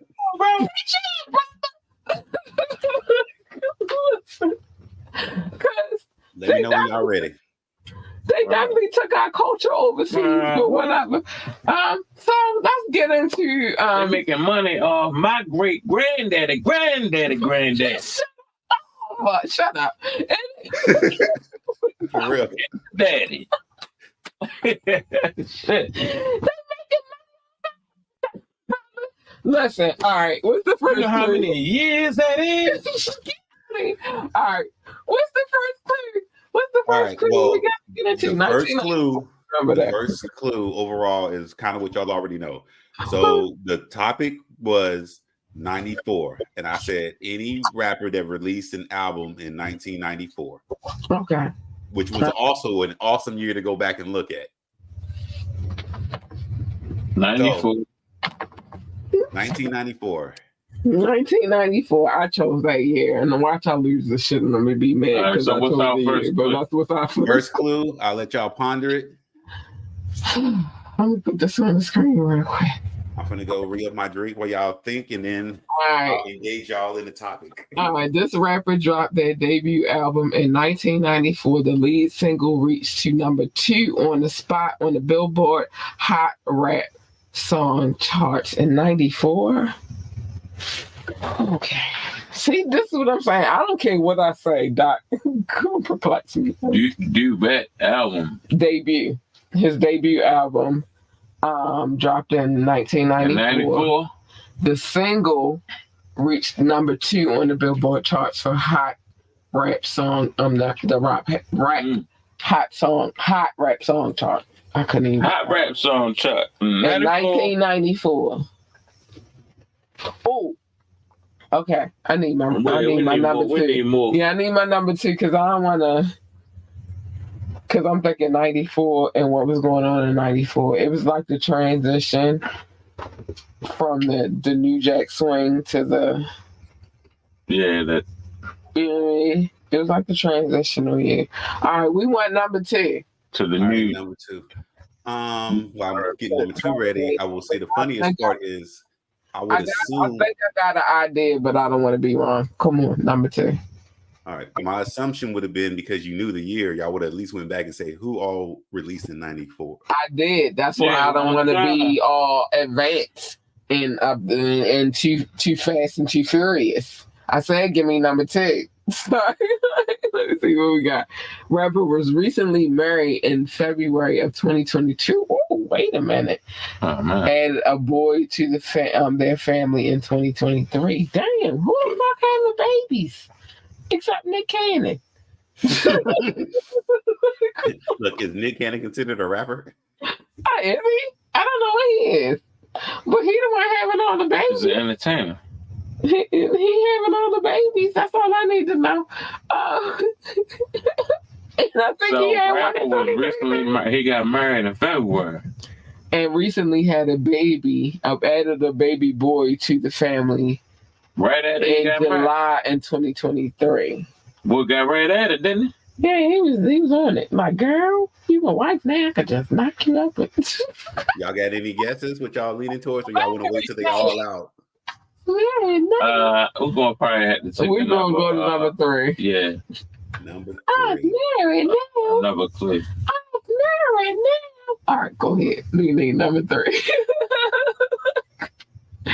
Let's see.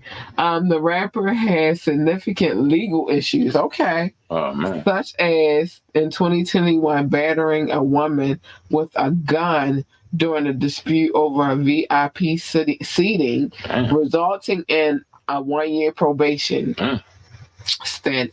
Also involved in an altercation that ended in assault at a Halloween party. What? Who was doing this? He needs his ass whipped. I'm taking off my belt. Resulting in 3 years in prison and 7 years of probation. What? Is it all probation? Nigga, he had nothing in 1994. Shut up. Wait, who did he say? I didn't hear what Knoxx say.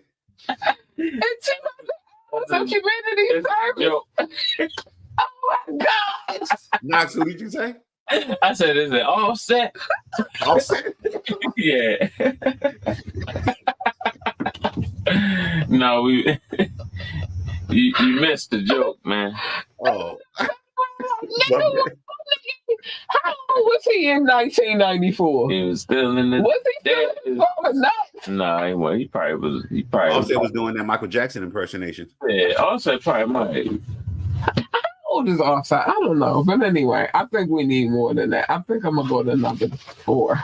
Because I don't know who been getting locked up and who popping these babies and who got community service. Number 4. Number 4. Offset out here, he was like probably like 5. Yo. I cannot with you. All right. I'm sorry. This rapper has some TV guest spots from shows such as Empire. Okay. And The Shy. Okay. Also has a song with Little Kim, Tyrese, and Missy. Okay, I come on. Hold on a second. You only got one more. 1994. Well, I go for the gusto. I want all 5, so it don't even matter. But Look, he got it's song. Funny when I hear weird guesses like Offset. That shit is hilarious. That was crazy as shit. That nigga was like 5 in 1994. I'm thinking of a baby and Offset and Cardi B. I'm not thinking about the year. Wait. So in 2000 and whatever, he was at a club too while he was like 14? I don't know. It was sounding good. It felt good. How good in your soul. You just nigga. I was trying to look at him like, was he even alive until 1994? He might have been alive. He probably was like, So James, what do you think the ladies feel about it? I don't know, ladies. I look good. I smell good. So, like I said, Offset. What you got to do with it? That is hilarious. he did that on the Offset video. I know, but I said, what do Offset got to do with 1994? James Brown. Get it. You know what? I'm not.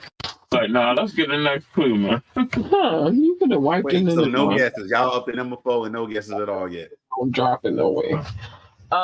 Wait. He threw me off with the Offset. No, I said it's hilarious. Yo. I can't. All right, he was on Empire. Let me think. Empire. I know. All right, Empire. Who was on Empire? And Missy. And he got a song with Lil Kim, Tyrese, and Missy. 1994. Think 1994 though. And he was number 2. Wait. All right, let's go through all the clues because we got to do this strategically. He was this rapper dropped their debut album in 1994. Led to the single reaching the number 2 spot on the Billboard Hot Rap Songs chart. Sound like Offset. Hey, man. Because we was bad and bougie in 1994.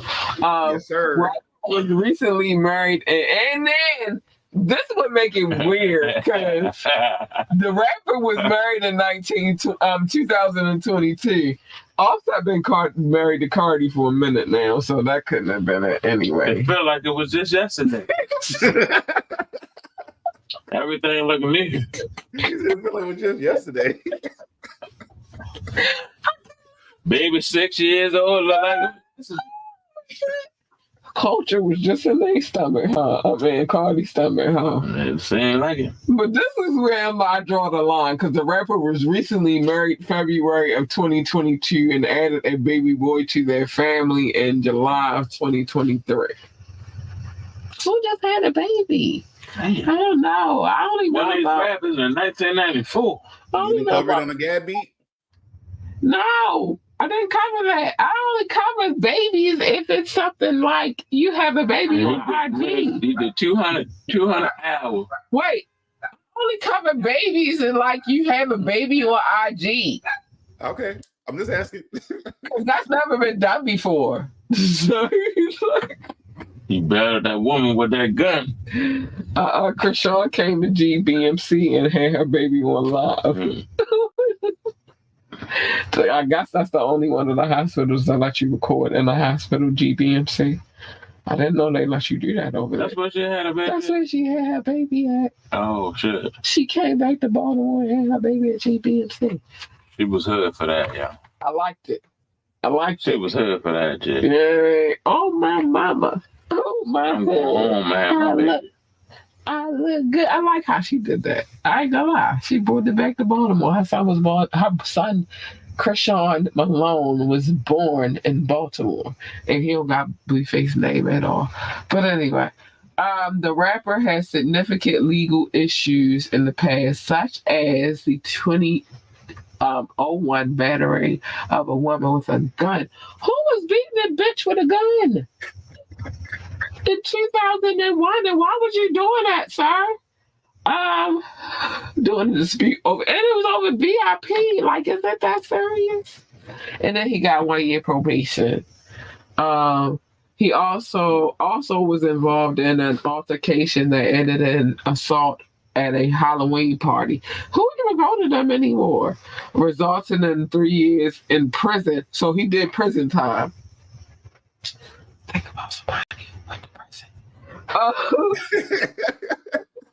7 years of probation and 200 hours. I'm gonna tell you, Knox's next guest. You know who Knox's next guest is gonna be? Huh? Knox's next guest is gonna be Tory Lanez. Just got in jail. Damn, yeah, they did my man Tory dirty shit, man. I feel so bad. 200 hours of community service. I would be better if he said Chris Brown, though, because that's somebody who actually did community service. 94. Let me see. 1994. Rapper has some TV guest spots from shows such like Empire. I'm trying to think who the fuck was on Empire. And they had a song here, a song with Missy. And on The Shy. And he had songs with Little Kim, Tyrese, and Missy. Tyrese, though. All right, give me number 5. You know how I do it. Number 5. You need number 5. You ready for number 5? Because I don't want to just be presumptuous. 5 too. All right, let's go to number 5.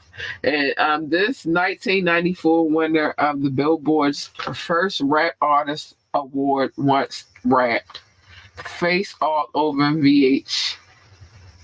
Paid great. You need to read this because you be rapping and I can't rap. And that was the Billboard's #1 rap artist for that year. For All right, and he rapped. Go ahead. Face All Over VH. Get paid. Paid great till this day.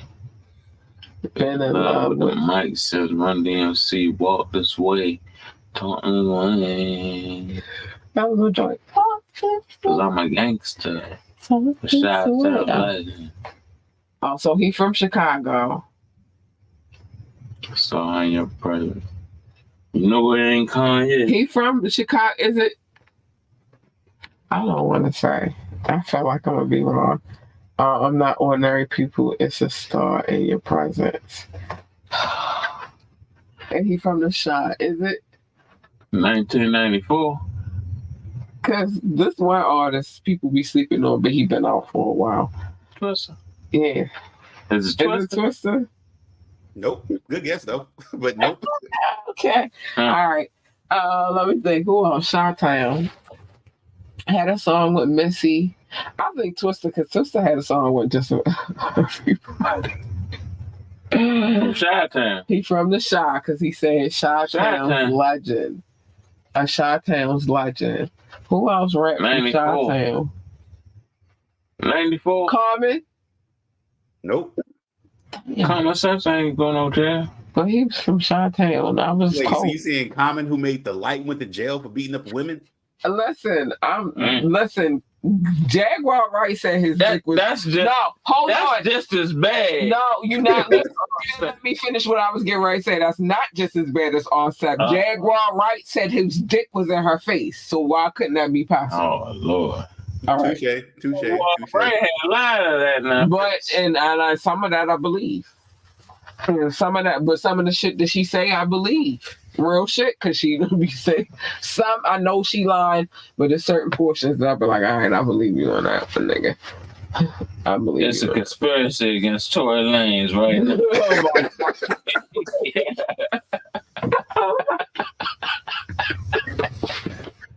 Oh. He said the whole Rockefeller Nation. What the Canada got to do with the shot? No. It's hilarious. Oh, There's a conspiracy.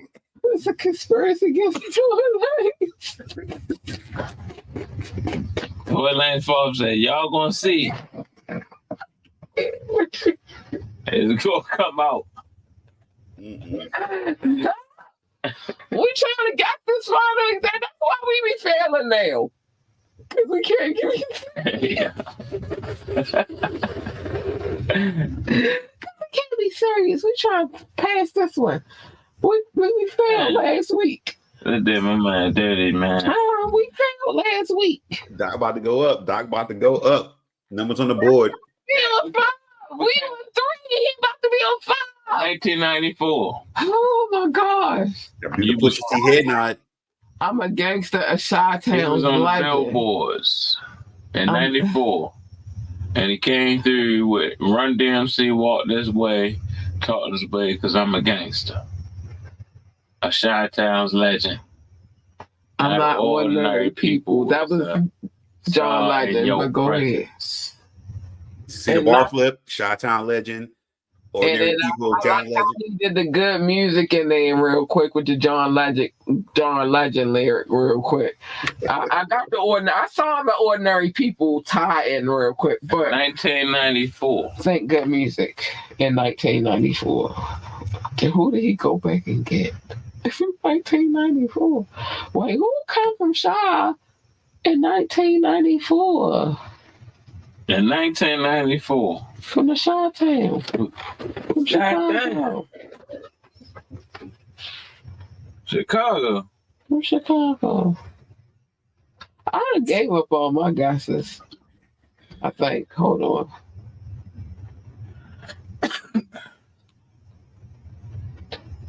I'm just while y'all guessing, I'm just holding up album magazines that I have just because I think it's interesting.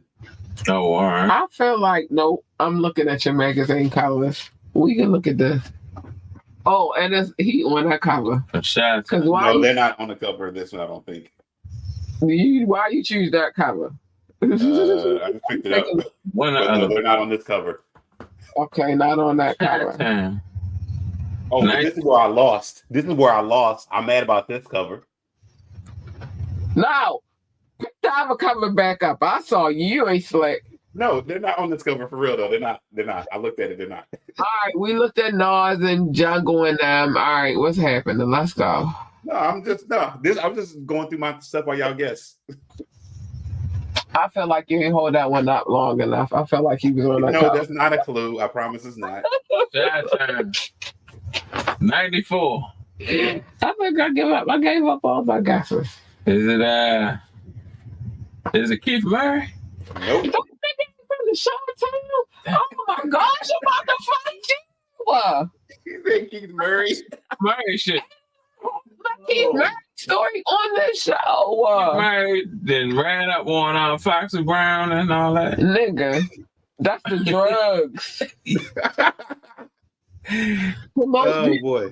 thing in this world is just like that. I get into you. It's not Chi-Town. You make a lot of some niggas comical coming through with You the feel bomb. me? Woo. In Chi-Town. He wanted the other stuff, not our blunt. You really? Like, come on. You said Keith Murray. I know why he didn't want our blunt now. I know why he ain't want the blunt now. From Chi-Town. He ain't from Chi-Town. But anyway. I think y'all are ready to just give me my points. I think you got us again. I think you had number 5, and that's fucked up because I wasn't really ready to give in, but we are ready at 12 o'clock. What's the answer? The answer is Jump rolls. I should do something crazy. I know, and I'm gonna be mad because I'm like totally could have thought about it, but I didn't think about it. But let's go ahead. What was it? Wait, we got what? I'm about to fight you. That's the answer. What was it? Mm-hmm. Coming up on the screen real quick. You don't see this? I can't. Oh, dang. So The Brat. So Damn. sanctified. You know what I wanted to put, which would have thrown y'all really off? I knew what y'all were already going to assume. I wanted to put they had a relationship with Allen Iverson. That would have really messed y'all up. I would have thought Dawn's baby mama before I would have thought. Because I just seen Baby, something you went silent. Can you hear me? Yeah, now I can hear you. What you saying? No, I said I would have had a relationship with Allen Iverson, but that would have really threw y'all off. Because I already knew as soon as I put rapper, y'all going to automatically assume it's a dude. I would have naturally went to Nas baby mama. Like that's like Offset. What album she dropped? What she dropped? What her single is? That's who had a relationship with Allen. That's who had a relationship with Bubba Chuck. Bubba Chuck. Yep. Huh?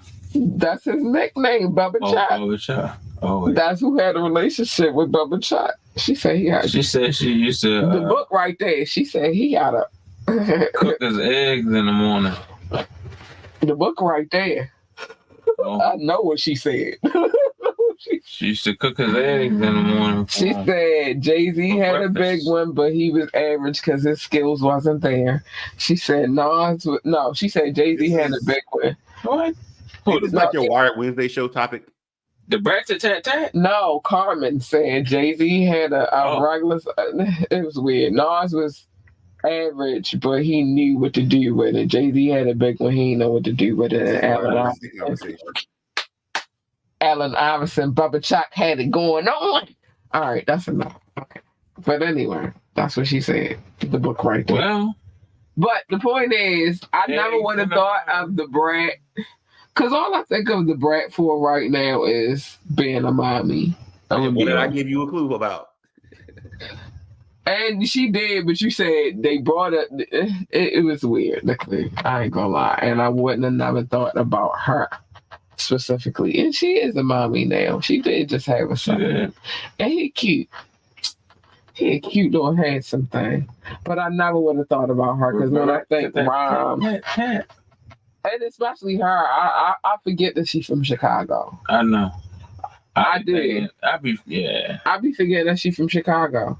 She is from Chicago. Yeah, I be forgetting that she's from Chicago. Yeah, that's right. We was talking about like the Brat had that era too. Yeah, that funk. She did. So it's time to get to the love notes. If you don't know what the love notes are, it's love, and he called it show notes. This man right here on the screen, Doc. So we combined it together, and now it's called love notes because we was beefing about it, and sometime we had to cut to a common interest.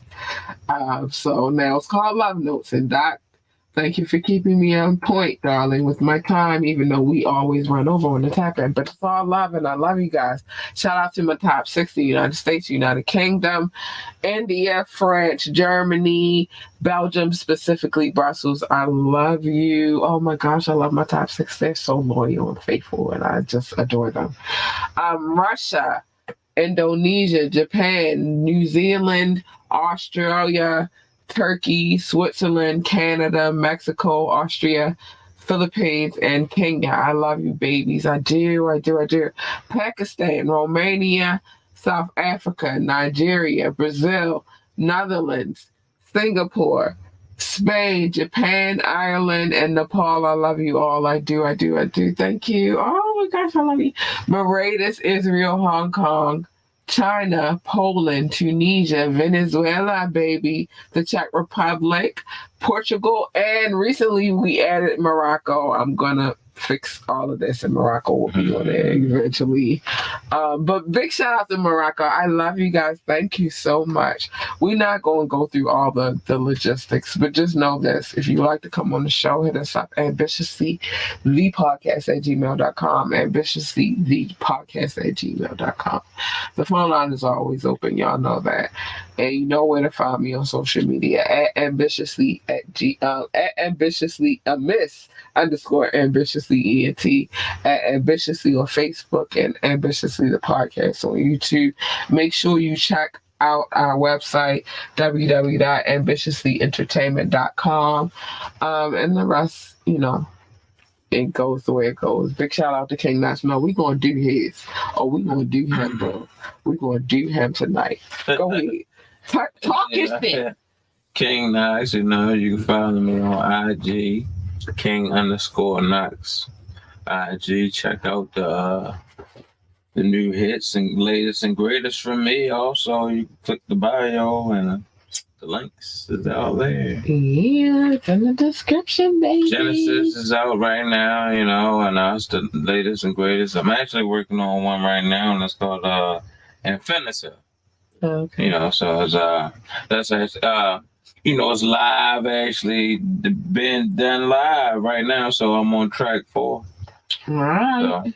So you can stream it live as I do it, so it's a new thing for me. Like, I create on the spot for you guys. All right. Hey, Infinity. Wait, where's the link for that? It's not here yet. I don't have it. I'll get it up for you, but I don't have it. I was just giving you some updates on musically where I'm at with it.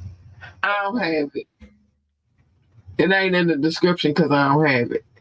Okay. Not trying to cause confusion. She's gonna have it. All right. Anyway, I'm not trying to be put out there. I don't have it. Oh. So anyway, and big shout out to the DJ, Rukazi.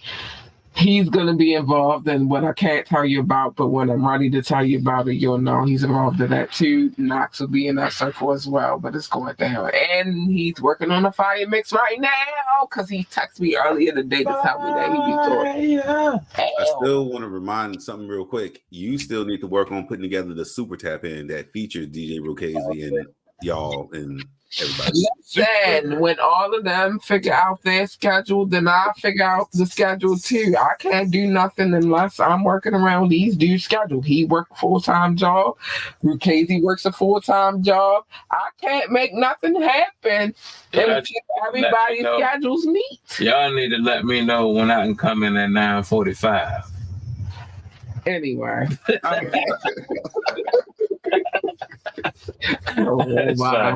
Anyway, we want reparations.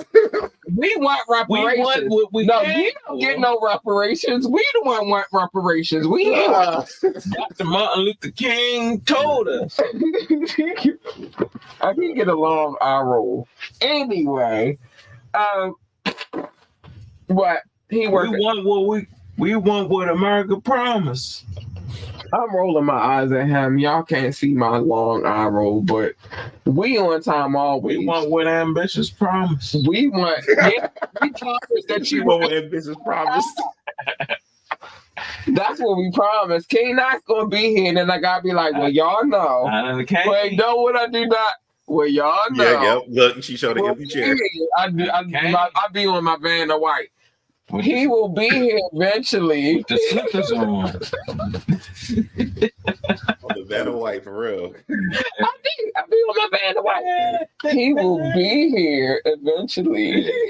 You see the cameras pointing to the chair. He will be here. Just give me one of them holograms until I come. I think I need one for real, but he will be here. One of them cutout boards, you know what I mean? We can order one. We're gonna have to do that. I'm gonna sit it right there until you get there too. Like he's here in spirit. Come, move it out the way. I might even sit next to it. No, we don't need you if the carport will be here. I'm always there. Whatever. Anyway, so whatever.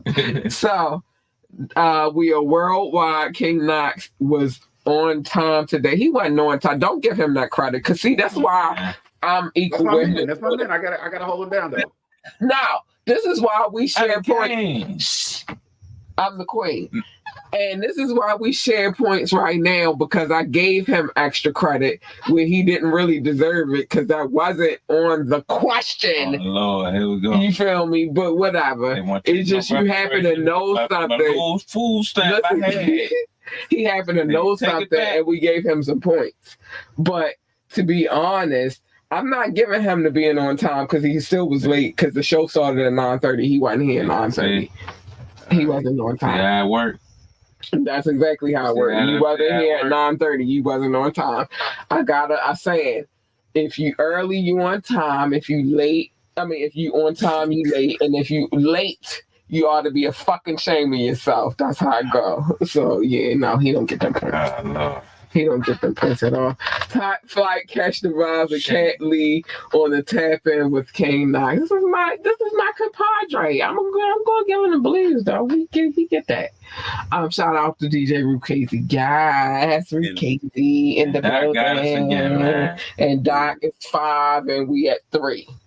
So right before we get out of here, who's picking? I'm assuming it's gonna be King Knoxx. Is it me? It's your turn, I think. All right, let me see. You can make it as narrow as you want. So make it easy for us. Let's see, man. Make it easy for us. Let's go 2000. It don't have to be a year. You can give me a region again. You can y'all losing on the years. I think I do better with if I go up in the years. Let me see. Okay. 2019. That ain't easy for us. That's easy for you. 2019. Okay. Niggas. 2019. I'm losing already. I quit. I already lost. That is Come funny. on, man. I don't be listening to these We new gotta niggas. spend. All right. Let's be fair, man. 2010. We might 2010. we might could do something in 2010. 2010. All right, 2010. We might could do something. 2019 gonna have me Ice Spice. I don't want to do West Coast. 2010 West Coast. Anywhere but West Coast. Oh, Anywhere but West Coast. Okay, so no West Coast. so you don't want me to crip walk on you? I'm gonna lose in the West Coast around 2010. I ain't You don't want got me to crip walk on him. like, You don't want me to crip walk. He hating him. 2010 no West Coast.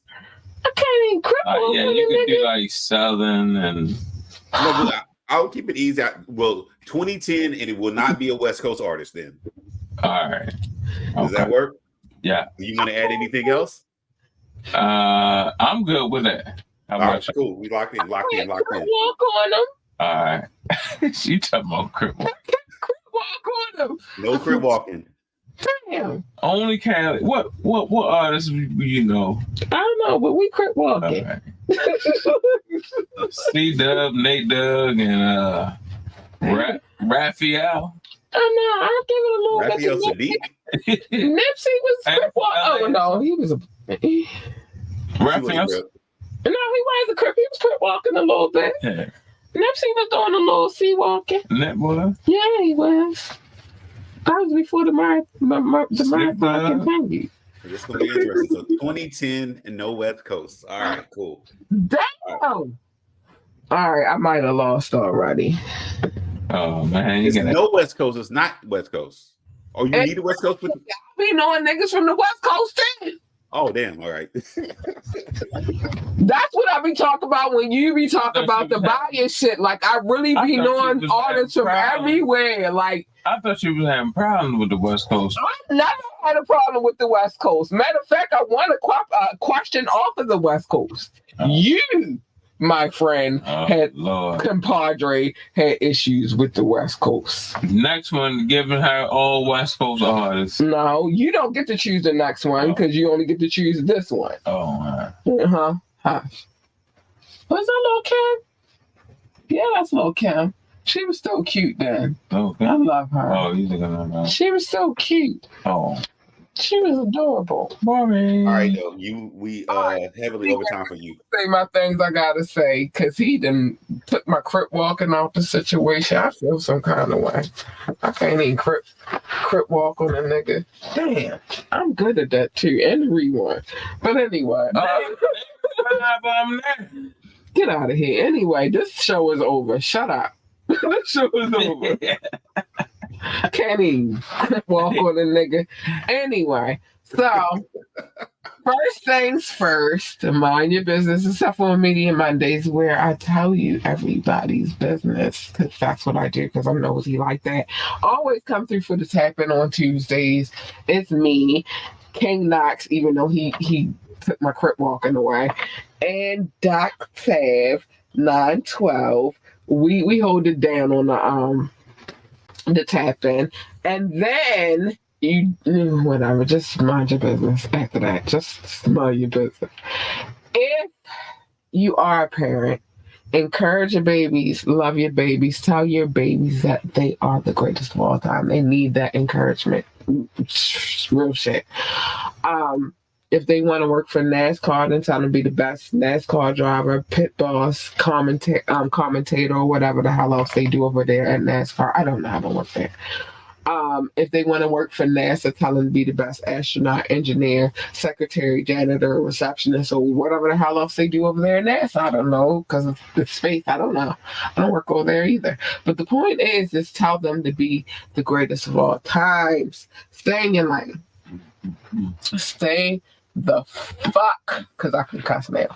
Stay the fuck in your lane. Everybody's lane is not your lane. My lane is my lane, and you jump in my lane, you getting hurt. Let me make sure everything on, because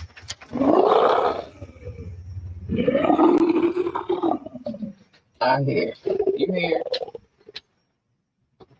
because last night it was off, and I didn't appreciate it. But you jump in my lane, you get her. You really want her. She's nice, sweet, kind, and cuddly, and all that good stuff. But specifically her, because baby, if I'm purring, I'm a happy girl. Cat is a happy girl when she purrs. So you want one of the last two and not the first one because she's super vicious and super ugly. And you don't want her. I'm just pre-warning you, just giving you a chance. And what usually happens in a collision is a collision when you jump in them different lanes, and we don't need that. We don't need that at all. Pick and choose your battles wisely.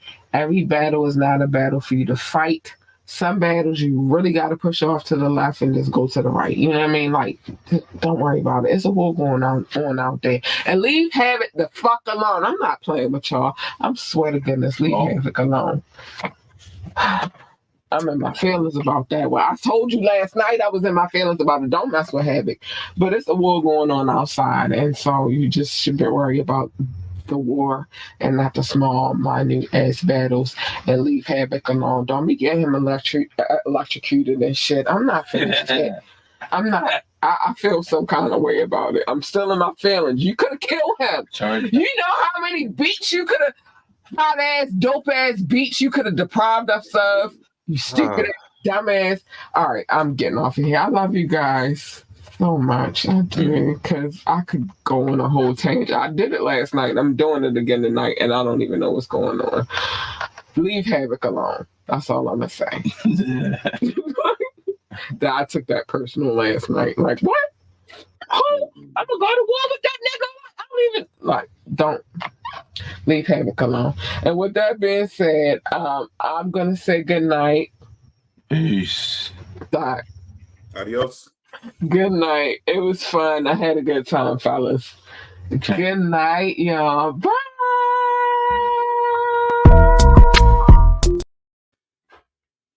Yeah, I thought